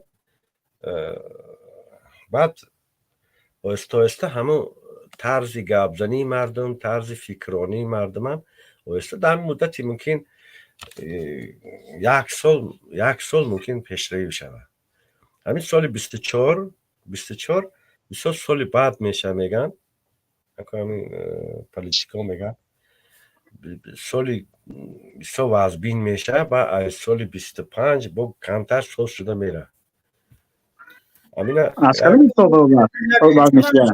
худмон ягон кор накунем ин ҷанҷоли дунёда ҳам положени дунё нигоҳ кунем уже сар шудестай ҳал ҳамин кира гӯш кардам чӣ ном дора Муҳаммад Сидиқ Афғонайку ки бошава Муҳаммад Сидиқ Афғон як тоҷик ай Афғонистона Афғон мега даже пуштунирам намедонам ман ягон одам агар ки ягон гапша гӯш кунам ба ҳамуро кофта то солҳои 70ша то соли 60ша ҳамаша кофтам бировардам дар телевизори Афғонистон баромадоша ҳамаша мусоҳибаҳоша гӯш кардам ин одам нобелевский премия гирифтага ҳисоби математика 20 солагишта формулаи Эйнштейна вай мекунад нотуқи ҳисоб мекунад короче дар ҳамин қуръонам дар бораи қуръон гап мезанад ҳар як сурара гап мезанад ҳар як вай гап мезанад кадом саҳифада барои чӣ ҳамин хел саҳифа барои кадом сура барои чӣ омадагиай ана ин сурара мега агар гӯш кунед ман 1-2 барнома қатъи гӯш намекунам мисол ҳама одама вай намекунам то ҳамуро таҳлил накунам инсон ҳозир ҳама одам дар ҳамин Россия бисёр мерад дар Россия хондагиай кадом вақто соли 80 бошад вай хондагиай наки вай чӣ хел гӯям дар тамоми ҷаҳон паспорти ҳамун ҷаҳонӣ дорад гӯем чӣ мегӯянд ЮНЕСКО защита ЮНЕСКО ҳамон одам мега ки бисёр вай чанд вай наке чӣ намекунад пешбинӣ намекунад мега ман ҳаёте пешбинӣ намекунам ман айрӯи ҳамин қуръон ҳисоб мекунам мега айрӯи ин ҳисоб мекунам математикай мега математикай бас СССР вайша распадша гуфта СССР вай меша айҷа сулҳ карда будиянд аму Афғонистон рафта Афғонистон мера ака ҳозир вай гуфта шуда ки Тоҷикистон ҳозир мақсад вай мешава безебай ҷанг мешада вай мега ки 24 соли вазбин мебия вай пурсиданд ки вай интереса ҳамин ядерни меша намеша вай гуфт ки не ядерни то соли 55 ядерни намеша вай ҷангини вая гуфтагиай баъд ини пандемия шуд ку ина гуфтагиай ҳамура мега ки вай вақте ки мегӯянд ки ту ягон чиро вай мекунӣ мега ман на пеш мебинам на ҳечи ман вай математики ҷаҳониай дар математика нобелевский премия дорад тамоми дунё формулаҳоша признават кардагиай ташаккур бародар ҳама одам мега ки 24 вазбин меша ягон одам мега боша бо гап занам бародар фикр надороша савол дорам як савол ку буфармо салому алайкум ва алайкум ассалом نازنین سوزه برادر تشکر. همین مسئله 500 پلوس هم یک کمتر معلومات ندادی برادر شوتر 500 پلوس برادر عزیز این یک حزب سیاسی نامش 500 پلوس اگر سری قدرت بیاید 500 سومانی تا سین 18 را میتیا برای همین خاطر 500 پلوس ای نامش. بعد در تاجیکستان زیاده 2 میلیون تا سین 18 های این اگر شما $1 بتین قریب 2 میلیون دلار میشه در یک ماه اگر $1 این شما این خب پول کلان های کدام حساب دادنی مثلا قریب 100 میلیون دلار میشه یک ماه فقط حساب داره بودجه همین تاجیکستان ما نکه کیسه خودم نمیتیم اون پولا تاجیکستان داره همه چیز اگر تاجیکستان دا عدالت کار بکنن سویت پلشه بفروشه به خارج پلشه در کیسهش نزنه رحمانوف در بودجه دولت بمونه میشه و کمر میفروشه نمیدونم پخته میفروشه این چیزایی که آب داریم همه چیزا رو این رحمانوف میفروشه یگان چه در بودجه دولت نمیمونه چی با ای سالی بگیم 94 تا این روزه بودجه تاجیکستان بلند نمیشه با میفهمیدگی ما که قریب 2 میلیون هر ماه خودت $50 گفته سی 500 سوم قریب $50 میشه این قریب سالانه حساب کرده سم 1 میلیون 200 1 میلیارد 200 1 میلیارد 300 هزار دلار شده همین وقت با همه درآمدها هم حساب کنیم عقل آدم در هیچ راست ناومده است برادر عزیز چند قدر حسابش کردی با گفتی خودت خیلی میگم ماهانه حساب که 2 میلیون $1 بتی 2 میلیون دلار اگه سال در حسابش که همین رحمانوف در 192 میلیون دلار سمالیات میخره چی به یک آدم 92 میلیون چند قدر 92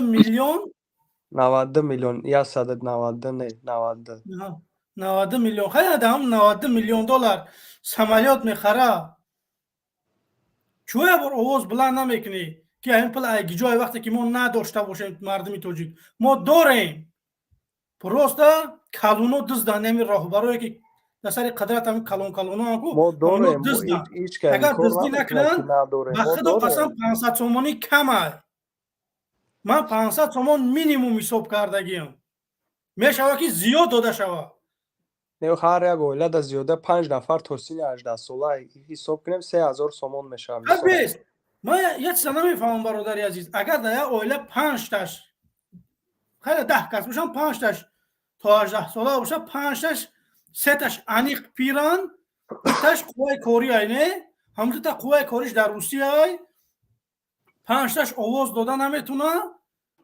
کی رحمانوف آواز داده که یعنی یک 92% آواز میگیره اینه با حساب خودی گب در سر آواز نه گب در سر که همون مقصد 500 سومانی خود در ماه کمک نه خودت میگو که 2 میلیون تا سنی 18 ساله نه 2 میلیون کی باشه اینش 3 میلیون دیگهش مهاجر باشه بعد چه رحمانوف 92% آواز میگیره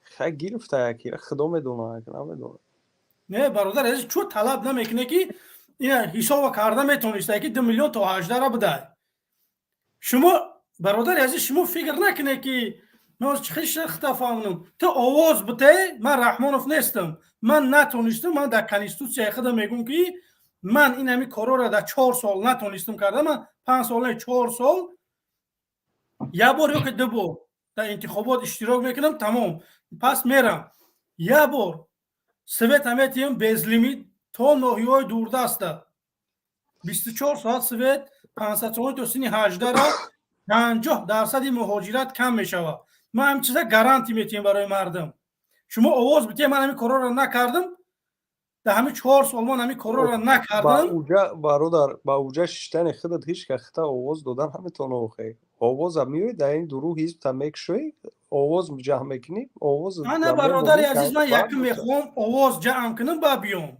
برای که فراموز ارگشف نه بسم الله گفت روچکا و خلام شگریف گفت یک من در قید بگیره امضا جمع کرد گرفتن بردن 30 سال زندانش کردن میشناسی هم آدم بشناسیم شد ولی چرا اما فقط همین مسئله همین 500 سمیت کمتر خیلی شبهه ایده برادر خیلی پولی حساب 100 میلیون دلار فقط در یک ماه میشه یک 500 سمیت خودت حساب کنید بچه همین دولت تیلا داره میفروشه پولش گیجو مینا سویت هم میفروشه پولش گیجو مینا چون بجای بغرضایی با پیسه نمیشه اینجا معلم معاش میگیرن برادر عزیز من معلم زبان روسیم 600 چند سومونی اویله گرفتگیم چی میگوی 600 سومون 1000 سومون ملیسه 1000 سوم میگیره معلم تو اینا 1200 میگه گرفته سودیان بچه مردم 10000 معاش زیاد کنین این دیگه گپ نه که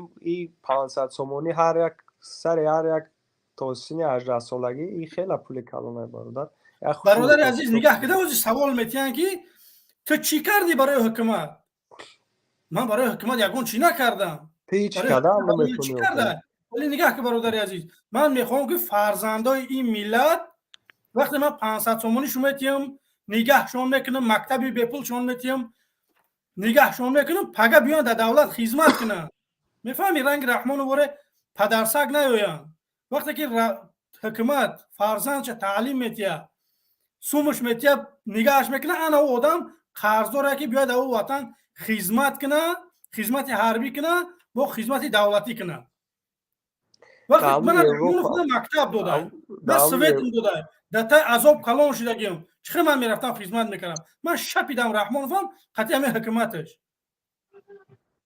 به تاخیر برادر به تاخیر نه تاخیر نه من مقصد زدگیشم وقتی من هیچی ندادم وقتی من هیچی ندادم من برای همین خاطر بگم که این رژیم باید ایواز شود فرزندان این ملت باید بگم که ای طرف دولت کمک بشوند دامو برادر دام اروپا هم مسئله تا گودکای تا سینی 18 را ای طرف دولت کمک میشود دستگیری میشود مکتبای پلاتنی است بیس پلاتنی است مقصد табобадошон дастай байнисои бесплатни дастгиришон мекунад аммо ин маблағи ки худат мегӯй ин маблағ дар ҳамаи европа ҳам наметавон гудакои то 18 маблағ برادر عزیز من 3 سال شد در همه اروپا زندگی دارم من نمیدونم که چی گپ اینجا من همین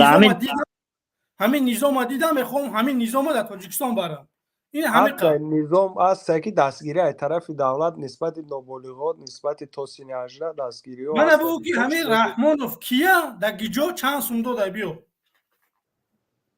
رحمانوف چه خیلی نفهمیدم کی همین رحمانوف پل داده اینا کمبیزات بگو اینوالیت بگو چند سومی میگیرن بیو خیلی بالا پایان 100 300 سوم 300 سوم چی میشه برادر عزیزم اینوالید یگان کار کردن نمیتونه خیلی پاش مایی بای این 300 سوم بگذار دادن یک خالطه اور 300 سومونه و اوردا نشوم قوق بخره اونجا کارچکا دار کنه روغن دار کنه پیاز خاکی گوشت دار کنه هیچی نمیشه 200 300 سوم هیچی نمیشه پول سوئد میشه با هر حال برادر ما فهمیده سم گفتنه که ما مسئله ای حد زیادی بعد گفته سیخ مثلا 550 دلار آواز بده من ندادم برای آوازونم کنه در پیش سامونی میشه شما سامی گلاونی بگه که او ما یعنی حزب 500 پلوس هم میخوایم در تاجیکستان عملی شود تمام شما کارتون نباشه که من ایگیجو میام من میام 500 سامونی گودکاتون میتیم تمام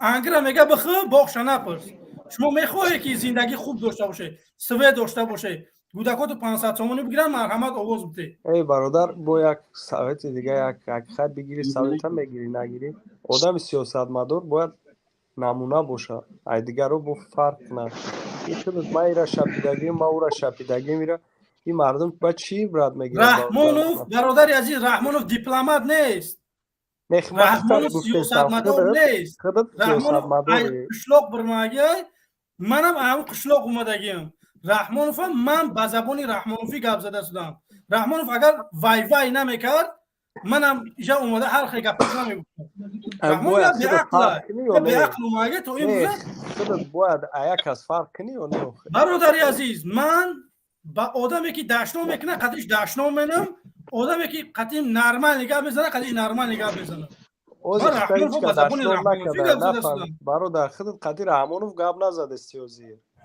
نه من فهمیدم بخوی خودت میگوی که تو میگوی که من فلانی از شپیدگیم.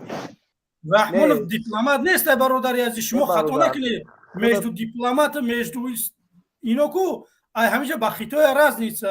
ای برادر خودت مقصد یک از دیگه از تماشا میکنه خودت آینده پرزیدنت شدنی خودت در شان شرف من خودت آینده نمیدی پرزیدنت شدنی نه، من ما حزبم زندگی پرزیدنت و ما میشه. خالی من کردگی برادر عزیز اکثریت مخالف ارزوش با او دنیاش میبره. عمر قوت ارزوش برد قطیش فهمیدی؟ هم نه بچه ها ایدهش برادر سخت و نرسه ما سخت و نرسه برادر ما هم مخالف حقیقی یک نفر را میبینم با فکری ما با میفهمیدگی ما نه تنها با میفهمیدگی ما ممکن با فکری ما بسیاری روزی باشم برادر محیدین کبیری های دیگر نفرهایی که میبروین گپ میزنن فقط به خصومت شخصی فقط تأخیر دشنام گپای قبه برادر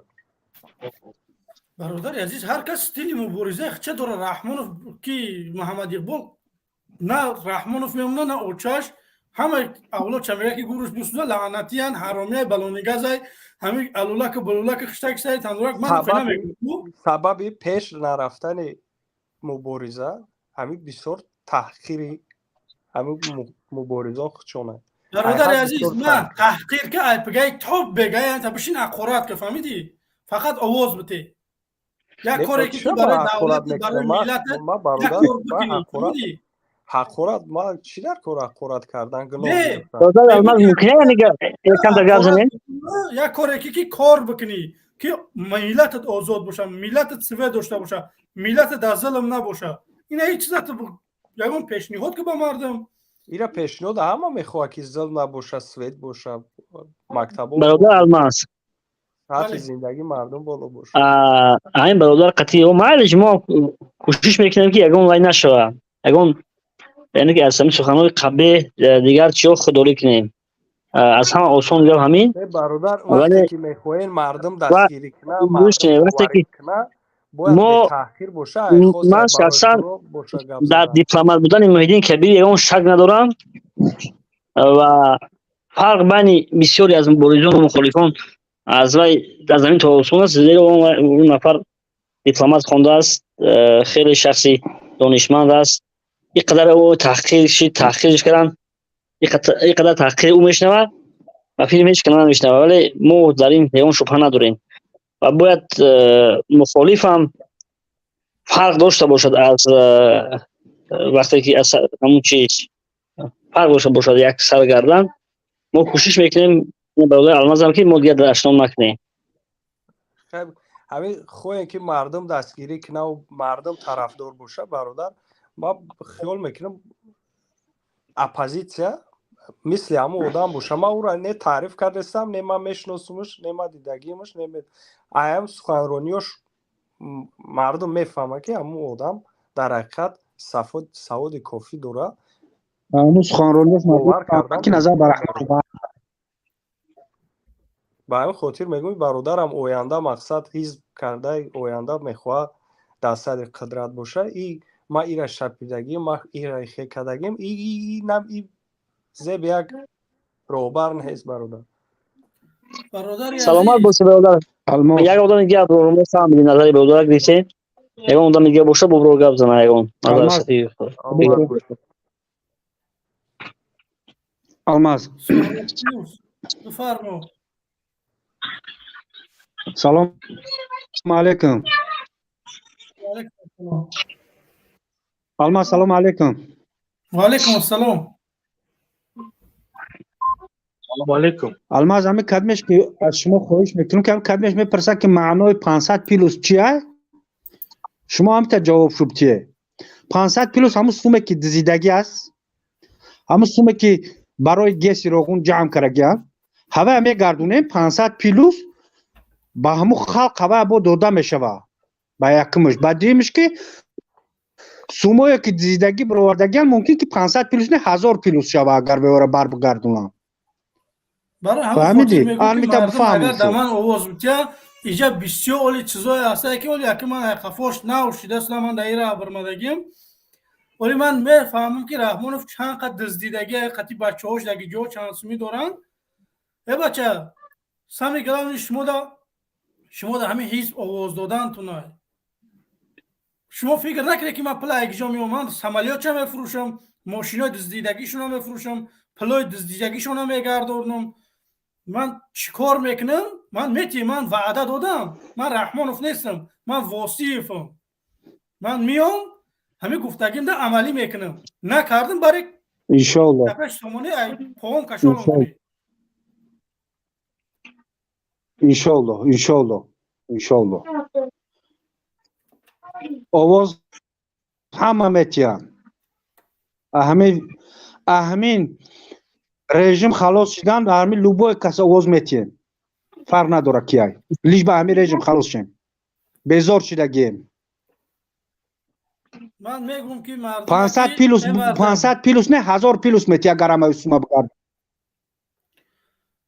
اوخی جا با پیلوس تاجیکستان قرض داره 1000 پیلوس میتی 500 پیلوس نه بگردونی برادرای عزیز من 15 دقیقه دیگه وقت دارم و همین خاطر همین فکر نظراتون هم گفته خوب میشید اگر اینجا استودیا پری آدمای همین بدگیوش همه گیرم تمام بعد خداحافظی میکنیم سلامت باشی موفقیت در کارت سلامت باشی موفقیت در کار تو برای کار به پیش خداوند نگهبان تو تشکر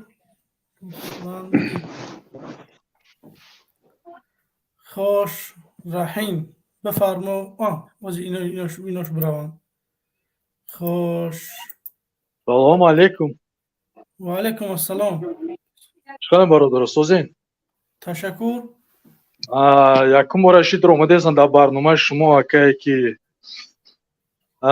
якум бора ин хай чиқа бигум дар дига барномае ки дар дига барномае ки минбари муҳоҷир дар акае ҳусейн ё дар иштирок мекунам мақсаде ки мишо рафтеста ман на чоплус на ҳичо ман худам як одаме ҳастам ки 10 сол зиёд шид ман ҳамин против ҳамин диктатор ҳамин давлатам ака бахши якам дар вақте чарчи кунем гап занем мисол фикри худмона гап занем гап бигем дар ҳамин ки бифаҳмонем дар байни 30 сол 31 сол тоҷикистон ягон чи овод шидагӣ нест на пенсияш на зарплати врачош на зарплати учителяш мисол на зарплати инженери депутат ягон чиш вақте давлат алӣ шава ку метавонӣ ки мисол ба қонуни конститутсия мисол жестко биқаби коррупсия реанима кунӣ иншоллоҳ ҳар як одам получатса метавонад ки то 1000 сомон куна байни ду-се одами ки ҳар як сема метавонад ки 1000 получат куна вақте ки коррупсияро байни 5-6 сол сахт қапиди экономика тоҷикистон мисол экономика худаш постепенно мера первый очередь бояд свобода боша свободни бош агар экономика дар любой давлат свободи боша экономика мехезад экономика пеш мерава вақте свободи набоша зулм боша вақте халқа чи накунад свобода натиҳанд всегда давлат ҳамин чи ҷамоат қашоқ шуда мерава а як ҷоя шумо рост будем ки ҳар як сари одам мисол 500 сомонӣ и 500 сомонӣ камай течени агар 3-4 сол 500 сомонӣ 1000 сомон кунанд вақте экономика позволяет кар мисол баъди 4-5 сол пас пенсияро бардорӣ чоне мисол япония дар течени 15 солда зарплати учителяша мисол зарплати врачош зарплати мисол чӣ мегӯянд инженероша бардошт дар 15 сол вақте премьер-министр вопрос додан ки барои чӣ зарплатаи шумо бардо вақте гуфт моро экономика мисол позволяет мекунад гуфт мо зарплата мебардорем коррупсияро мисол постепенно мегирем баъд мисол экономика ҳамихе постепенно пеш мерава вақте экономика позволи дод баъди всё мисол зарплате ки учителя врачителя ҳамаша бардошти баъд пенсияро мебардорӣ меша не ки барои чӣ вақт дар кора просто гирифтан давлат дар 5 сол и кор буд намеша течени 10 солда метавонӣ ки коррупсияро зарплати учителя врачо мисол чора бардорӣ баъд хусусан экономика мерава вақте халқ дабру чиқа свобода худаш ҳамин экономикаро мебардора вақте свобода набоша ку экономика пеш намерава вообще пеш намерава дар ягон ҷои давлати планета экономика вақти свобода набуд, демократия агар набоша, экономика пеш намеравад. Барои перевод ширад бояд чӣ қадар сахт коррупсия қабида дар кор, халқи свободно дона дар кор, конституция кор кардан дар кор. Агар конституция кор накарди, бардак меша. Бардак чие ки гуфти марак ҳар каса мезана мегардане қадам мисол. Барои экономика пеш рафтан бояд жёстка кор кунӣ диққати халқ. Жёстка кор мекунӣ, свобода метӣ тамом. Баъд экономика пеш меравад, метавонӣ ки мисол поступени зарплата ҳам чиша бардорӣ. Течени 5 сол не, течени 10 сол ҳам корбуд мешава. Агар киси барои чӣ ки сари давлат омадан и кори осон неста, и ответственный вазбинай корш. И медонӣ и қадар қарздорай. Чизе ки халқ, чизе ки ҳами давлати миллат, чизе ки ҳами давлати чинон дорам диктатор ки авлош дизидагай, ягон чиро фурӯхтан дар кор неста. Мегири использовать мекини, ҳам поступени ячи меша. Вай самолёта, машина, техника, чизе ки дизидагиян, вайра мегири использовать мекини, намефурӯши. Вай дар оянда давлат дар миллат дар корай. Вай фарқ надора. Агар як гайка, як болтам дизидаги боша, вайра мегири использовать мекини барои пеш рафтани корбор мисол давлат. Ва кум вақте ки иншолло вақти давлат ҳам вақте ки нима шид, иншолло ҳамихе меша. Не ки течени 5 соли корбуд намеша ка. Течени 5 сол ягон корбуд карда наметавонӣ. Барои чӣ фақат мисол мекабай коррупсия, зарплатиша мебард, уша мекин, иша мекапи, худиш хеле вақт мегзарад, фаҳмидӣ? Баъд поступена қарзи давлата 5-10% бояд бити течени 15-20 солда. Бале. Саломат бошед. Худа ташаккури зиёд. Манам вақт кӯтоҳ ҳамин одамои будагӣ чахчах кунед. Як Банотон ба худо ака. Салому алейкум. Салому алейкум. Салому дуруд. Я бор дигар мардам. Бародар Абдуллоҳ бифармо.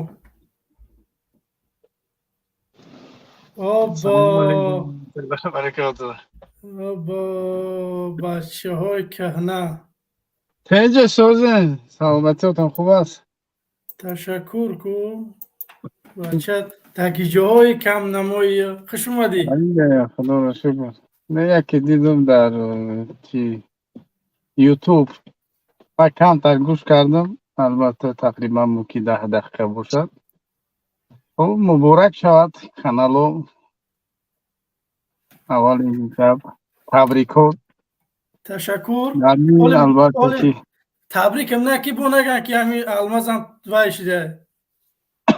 Не, табрик як чизе ки аст ки ман мегӯям ки вақте ки ҷавонони тоҷик мебароянд канал боз мекунанд, албатта фарқе надорад аз кадом нуқтаи назар ё ки мақсад ин амала мекунанд. ин як фоидаи барои ҷомеаи мардуми тоҷик аст. Албатта барои бедории мардуми тоҷик ё ки барои шуҷоат додани ҷавонони тоҷик ин як фоидаи дорад, фарқе надорад. Барои ман тарафдори Раҳмонов канал боз мекунад ё ки дигар тараф боз мекунад. Албатта ки дар ин вақт агар ки ҳар ду каналам зиёдам шавад, тарафдори Раҳмонов ё тарафдори гӯем ки мухолифини Раҳмонов, албатта дар ин масъала бисёр мардум мебинанд ҳақиқата аз ду ҷониб. Вақте ки гӯем ки мухолиф бояд ки танқид нашавад, фақат мухолиф таъриф шавад, камбудӣ надорад, фақат мухолиф фариштаи Раҳмонов золимай, тоғутай, дигар бадбахтай, мисоли гап, инам як чизи нодурустай. Мефаҳмед туиста? Вақте ки гап гуфта мешавад аз як тараф, аз дигар тараф бояд ки тарафдори Раҳмонов бироянд, Раҳмонова ҳимоя кунанд, бояд ки далел, ҳуҷҷат барои пешниҳод кунанд ки мардумда гапи шуморо бояд рад карда шавад, не? Гапҳои тухому хаёл не. аз барои ҳамин ман мегӯям ки вақте ки эфирҳо ки зиёд мешавад, мардум оҳиста оҳиста огоҳӣ пайдо мекунад. Мардум албатта ки оҳиста тафаккури сиёсӣ дар мардум пайдо мешавад. Албатта ки ба чӣ кор мекунанд, як тарафа бо дигар тараф ба тарозу мардум мемонанд. инам як чӣ мешавад, қобилияти фикронии инсона оҳиста оҳиста ба сатҳи баланд мебардорад. Не? бисёр чизҳое ки аст ки дар байни мардуми мо баҳс намешавад, суҳбат намешавад, ё ки танқид, таҳқир не, танқид, ё ки таҳқира медонем, ҳақорат дигар чиз, танқиди як нафар ин куллан ки иҷозат аст, агар ки ба таҳқир нагузарад. Не? як амали нодуруст агар ки ман кардам ё ту кардӣ ё бародар Фарҳод кард ё ки Раҳмонов кард, агар ки як нафар бояд танқид кунад амалша ки нодурустай, бояд ки чӣ бошад? Нафаре ки амали нодуруст кард бояд чӣ холис бошад. Дар пеши Аллоҳ аввал, баъд дар пеши мардум. Бояд камбудиша чикор кунад? Ё ислоҳ кунад, ё ки камбудиро ислоҳ кардан қодир набошад, беҳтараш ки ҳамон амалша чикор кунад? Бас кунад. Давом натиҳад ҳамон амала. аз барои ҳамин ман мегӯм ки чӣ нест ки тарафдори ту ё ки тарафдори Ҳусейну ё ки Иқболу ё ки Аюб ё дигар чизе нест. Ман мегӯм ки ҳар вақте ки як эфир пайдо мешавад, албатта ин чи аст, мардума албатта боз ба шуҷоат, яке ки мардум як мебинанд ки бачаҳо ҳастанд ки эфир мекунанд, гап мезананд муаммои Тоҷикистона, ё ки ҳастанд нафарҳое ки Раҳмонова ҳимоя мекунанд. Мисоли гап инш ҳам шуҷоат аст, инш ҳам шуҷоат аст. Мисоли гап да. Як чизе ки аст ки шуҷоати мухолифин аз барои чӣ, мисоли гап як мақсаде дорад ки фардо болои мисоли гап ҳукумати Тоҷикистон меоянд ва гӯям ки албатта ҳолати Тоҷикистон дигаргун мешавад, ба ояндаи хуб умед доранд, аз ҳамин ҳисоб шуҷоат мегиранд. баъзи нафарҳо мисоли гап шуҷоатшон ба чӣ? яки ҳозир Имомалӣ ҳаст, лекин боз онҳо ҳам шак намекунанд ки як рӯз Имомалӣ абадӣ нест, як рӯз меравад ҷои Имомалӣ боз дигар инсон мебиёяд. аз барои ҳамин инам онҳо соҳиби ақл ҳастанд, албатта ки дар тафаккуршон дар фикронишон ҳаст ки рӯзе чӣ мешавад. аз барои ҳамин инам шуҷоат аст. аз барои ҳамин ин барномаҳо чӣ кор мекунад? Албатта ки ҳаққа аз ботил ҷудо мекунад ва мардума бедор мекунад. Ин хуб аст. аз барои ҳамин ман гуфтам муборак бошад не барнома. Ташаккур бародари азиз, ташаккур ки хуб гавна. баъдин масъалае ки як бародар дуромад гуфт таҳқир накун, мисоли гап албатта вақте ки барномаро ки агар ки барномаи сиёсӣ аст, ҳамчун як мухолиф, ҳамчун як дипломат ё ҳамчун як сиёсатмадор, дуруст нест ки ман мегӯм ки ин оғози барномаи ту аст, мисоли гап нав сар карди оғоз карди. Чизҳое ки ҳаст ки албатта шариати ислом иҷозат надодааст. Мисоли гап инсони сиёсатмадор камбудии ҳокима, ҳокимията, суду, вазиру, мисоли гап раиси шаҳру, мисоли гап коргарои ҷамоат, онҳора камбудиша гап зан, чанд қадар зиён ё зулм болои мардум шуда истодааст гап зан, лекин дахолат ба занҳошон, духтарошону модарошон накун. ҳамин чиза донен ки оилара ку оилара ба ҳамун коре ки як мақсаде гирифтен ба ӯ чиз омӯхта накунед. дар ҳама ҷомла мо мебинем ки сиёсатмадороне ки ҳастанд дар дунё ё ки буданд, ягон вақт мисоли гап муаммои оилавии якдигара намекуфтанд. фақат барои чӣ? мақсад чи аст? мақсад болои қудрат омадан ё ки болои қудрат омадан ҳам набошад, сиёсии дохилии ҳамун зодгоҳашон ки ҷое ки таваллуд шудан ё ки ҳамун давлате ки зиндагӣ мекарданд, ҳамун сиёсата иваз карданд, мафкураи фаҳмишоти мардума иваз карданд, ҳолати зиндагии мардума иваз карданд. не ки якдигира мисоли гап ки беобрӯ кардану ҳақорат кардану мисоли гап таҳқир кардан не. барои чӣ? барое ки агар ки сиёсатмадор бошеву агар ки гӯе ки барои расидан ба мақсад ҳама чиз иҷозат аст бугӯӣ, албатта ки инсон чи аст? ман ҳамин мегӯям ки ӯ инсони бешараф аст. агар ки қимат қадрияте ки албатта ки дар ислом аст ва баъд дар урфу одатҳои мо аст тоҷико, ҳамун чизҳое ки аст ки мо медонем ки номуси як марди тоҷик чи аст? зан шай, духтар шай, хоҳар шай, ҳамун хонагиҳо шай не. ҳамин чизҳо бояд ба ҳамун сиёсат чӣ нашавад. ва ягон чӣ гуфти бародар Фарҳод? برادر عزیز انا همین بله در سیاست عمدن شنم سخنهای قبیه دستون دیگر همین چیزا میشه ناموس شخص را در سیاست گفتم وای نمیشه مثالی گپ با ما مثالی گپ سیاست از نفرهایی که هستن که عزت حرمت قدریت ندارن مثالی گپ یا که عمل رفتار از اونها نآموزیم اگر که یک مثالی گپ طرفدار رحمانوف روید مثالی گپ حقارت کند خب بسیار بهترش که اون نفر پایان میکنی بلاک میکنی فهمیدی نمی برداری با اون مثالی گپ مادری او را تحقیر کردن حقارت کردن نسبت خودش میگویی که مثالی گپ یک انسان بی ادب است احمق است مثالی گپ جاهل است لیکن که به شخصیتش داخل نمیری این که نو است افیر البته این چیزها همچون یک نصیحت است از برای همین این چیزها را قبول میکنیم گفته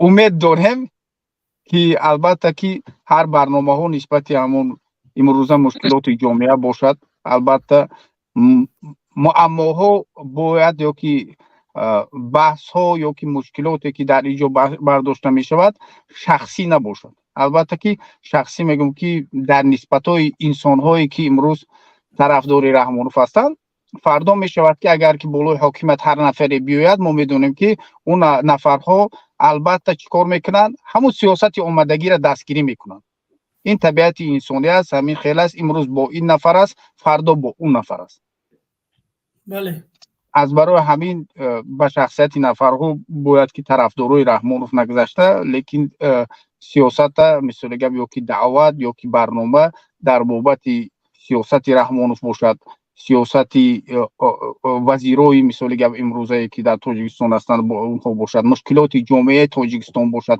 ظلم بالای مردم تاجیک باشد مثل گپ کمبودی مشکلات مردم تاجیک بیرون از تاجیکستان هم باید که در برنامه چیکار کرده شود دیده برآمده شود فقط که همه چیز مشکلات در تاجیکستان داخل تاجیکستان قطعی که برنامه چی نشود نه محدود نشود باید که هر جایی که هست تاجیک مشکلات هست مشکلات تاجیک همه وقت برداشته شود برای چی برای اینکه سیاستمدار اون نفری که البته هم وضع حالت وطن یا مردم هم در داخل چیکار میکند می آموزد هم در خارج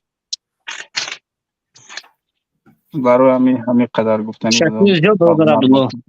تشکر برادر من راستش ذوق ندارم با سیمه رحمانوف نه که بعد همون اویلوی ما میرسه من میگم که رحمانوف نرسه اویلوی مردم ما باید کار داریم ما در همین برلین پیش رفتیم بعد میبرومدی قطعی گپ میزدی من 1000 بار همین را گفتم که همین کار نکنه که همین من مخالف اشدی شما شوم بیای پاسپورت نبودی بیای زندگی و مشکلی ما حل کنی زمین نبودی کارخونه نبودی مقصد یک چیز است درست یک چیزی که است که هم در شریعت اسلام هم در کنستیتوسیون باطل تاجیکستان یا که دیگر کنستیتوسیون هست که نفر که به بلاغت رسید نه به بلاغت رسید او جوابگوی عمل است اون نفر جوابگوی عمل خودش است البته که وقتی که گویی که یک من مثال گپ تاجیکستان میبیایم حالت تاجیکستان را دیگر میکنم و در اونجا عدالت جاری میکنم باید همین باشد که عائله رحمانوف به او ظلم هایی که رحمانوف میکند به او علاقه ندارد فهمیدی دختراش علاقه نداره که اگر داشته باشد حجت با دلیل اگر که رحمانوف فشار میکند یا که یک گویم که یک رئیس وزارت امنیت همون منطقه چی میکند ظلم میکند البته که اون نفر چیکار کرده شود تنقید کرده شود برای مردم آشکار کرده شود نه اینکه عائله او از برای همین ما از اونها عبرت نمیگیریم اونها برای ما عبرت نیستند البته ما انسان ها را چی طبق عملشون جزا میدیم اگر که فرزندش باشد زنش باشد دیگر نبیره و چی باشد به همون ظلم علاقه نداشته باشند با اونها ما کار نداریم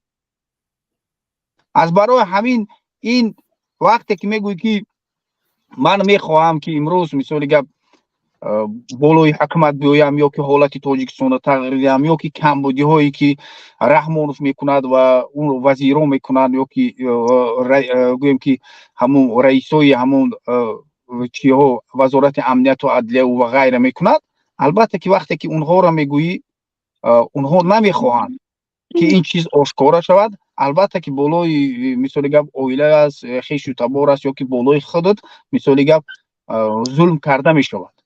Албатта нафаре ки мебурояд бояд ки чӣ мегӯянд, бояд ки фикр кунад дар асоси фикронӣ ва чӣ бо имони қавӣ ба ин роҳ барояд ва ин чикор кунад, ин роҳа тай кунад то ҳамун мақсаде ки ба пеш мондааст. аз барои ҳамин ӯ чизе ки унҳо мекунанд ин чизи буд ва мемонад. аз барои ҳамин ман фақат мегӯям ки албатта ки пеш вақте ки дар барномаҳо мо мисоли гап иштирок мекунем, мо ҳам ҳамчун як шахс иштирок мекунем. Лекин вақте ки як рови барнома ҳастӣ, бояд ки куллан ки ҳамун қоидаи дохили барнома бошад ки аз ҳамун қоида на ту бигзарӣ, фаҳмидӣ, ҳамун чорчӯбаи қоида ту бигзарӣ, на як нафаре ки мебиёяд дохили барнома ӯ бигзарад. бале ҳамун қоида барои ҳама. Дар ӯ вақт агар ки қоидаро ҳам ту ҳам дигарҳо чикор кунанд, риоя кунанд, дар ӯ вақт адолат мешавад. агар ки имрӯз гӯем ки дар Тоҷикистон инсонҳое ки бечора ҳастанд, қувват надоранд, қудрат надоранд, унҳоро маҷбур мекунанд ки қоидаву қонунро риоя кунад, лекин нафарҳое ки соҳиби қудрат ҳастанд, соҳиби вазифа ҳастанд, ӯ қонунро иҷро намекунанд, ӯ қонун барои унҳо нест. албатта ки дар ин ҳолат чӣ мешавад? байни ҳокимият ва мардум масофа мешавад ва нобоварӣ мешавад ва адолат аз байн меравад. аз барои ҳамин бояд ки ҳар чизе ки ҳаст тибқи адолат бошад, таҳқир набошад, суханҳои хуб, барои ки чӣ? Барои он ки бояд донем ки мардум ҳамихел аст ки мардум гуногун ранг ҳастанд, не? Гуногун фикр ҳастанд. аллоҳ ҳамихел офаридааст инсонро. як сафед аст, яке сиёҳ аст, яке сурх аст, ҳар гуна аст. албатта ки дар фикрам мардум гуногун ҳастанд. ҳама тарафдори ту намешавад. ҳатто ки бовар кун 500 сомон не, 500,000 сомон ҳам ҳар ҳамин мардуми Тоҷикистон дабити ку бо як гурӯҳ пайдо мешавад ки ай ҳамун 500,000 ҳамун сомону норозӣ ай. мефаҳмӣ? аз барои ҳамин ҳамаро ҳамун дилша ёфта наметонӣ. аз барои ҳамин вақте ки мебиёя як нафар муқобили ту гап мезанад, ин чизи оддӣ ай. ҳам хушро қабул кун, угу фикрат ҷой дорад, ӯ фикри ту аст, фикри ман ин аст. саломат бошӣ. саломат бошед. рӯзи душанбе иншаалло ки як барнома мегузорум, мисол дар як мавзӯъ суҳбат мекунем. иншаалло метавоне ки ворид шавад рӯзи душанбе соати 6 бегаҳ.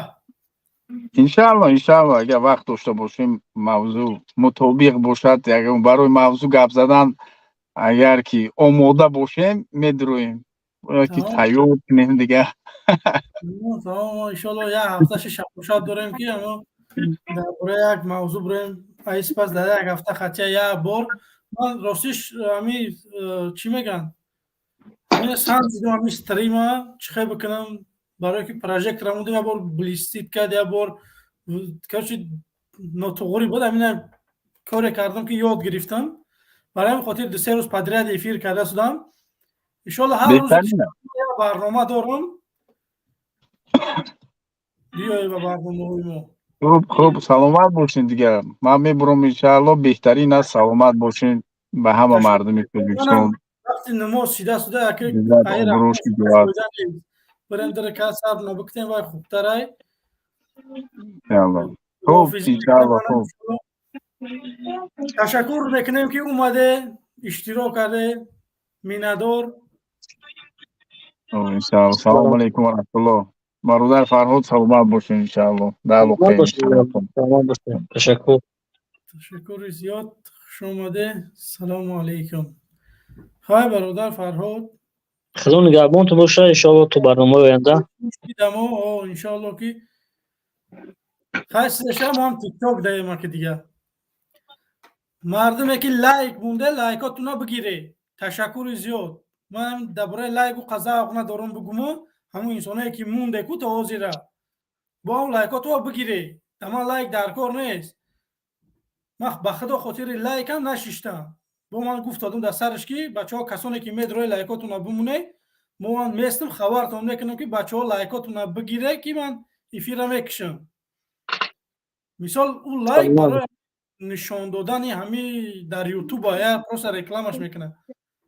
من اگر به خدا همین یوتیوب اگر من یگان سنبتیان من به خدا نمی لباید بیا بگو که من بته اون سوما من میتیمم. تمام به خدا پل یوتیوب در کار نیست.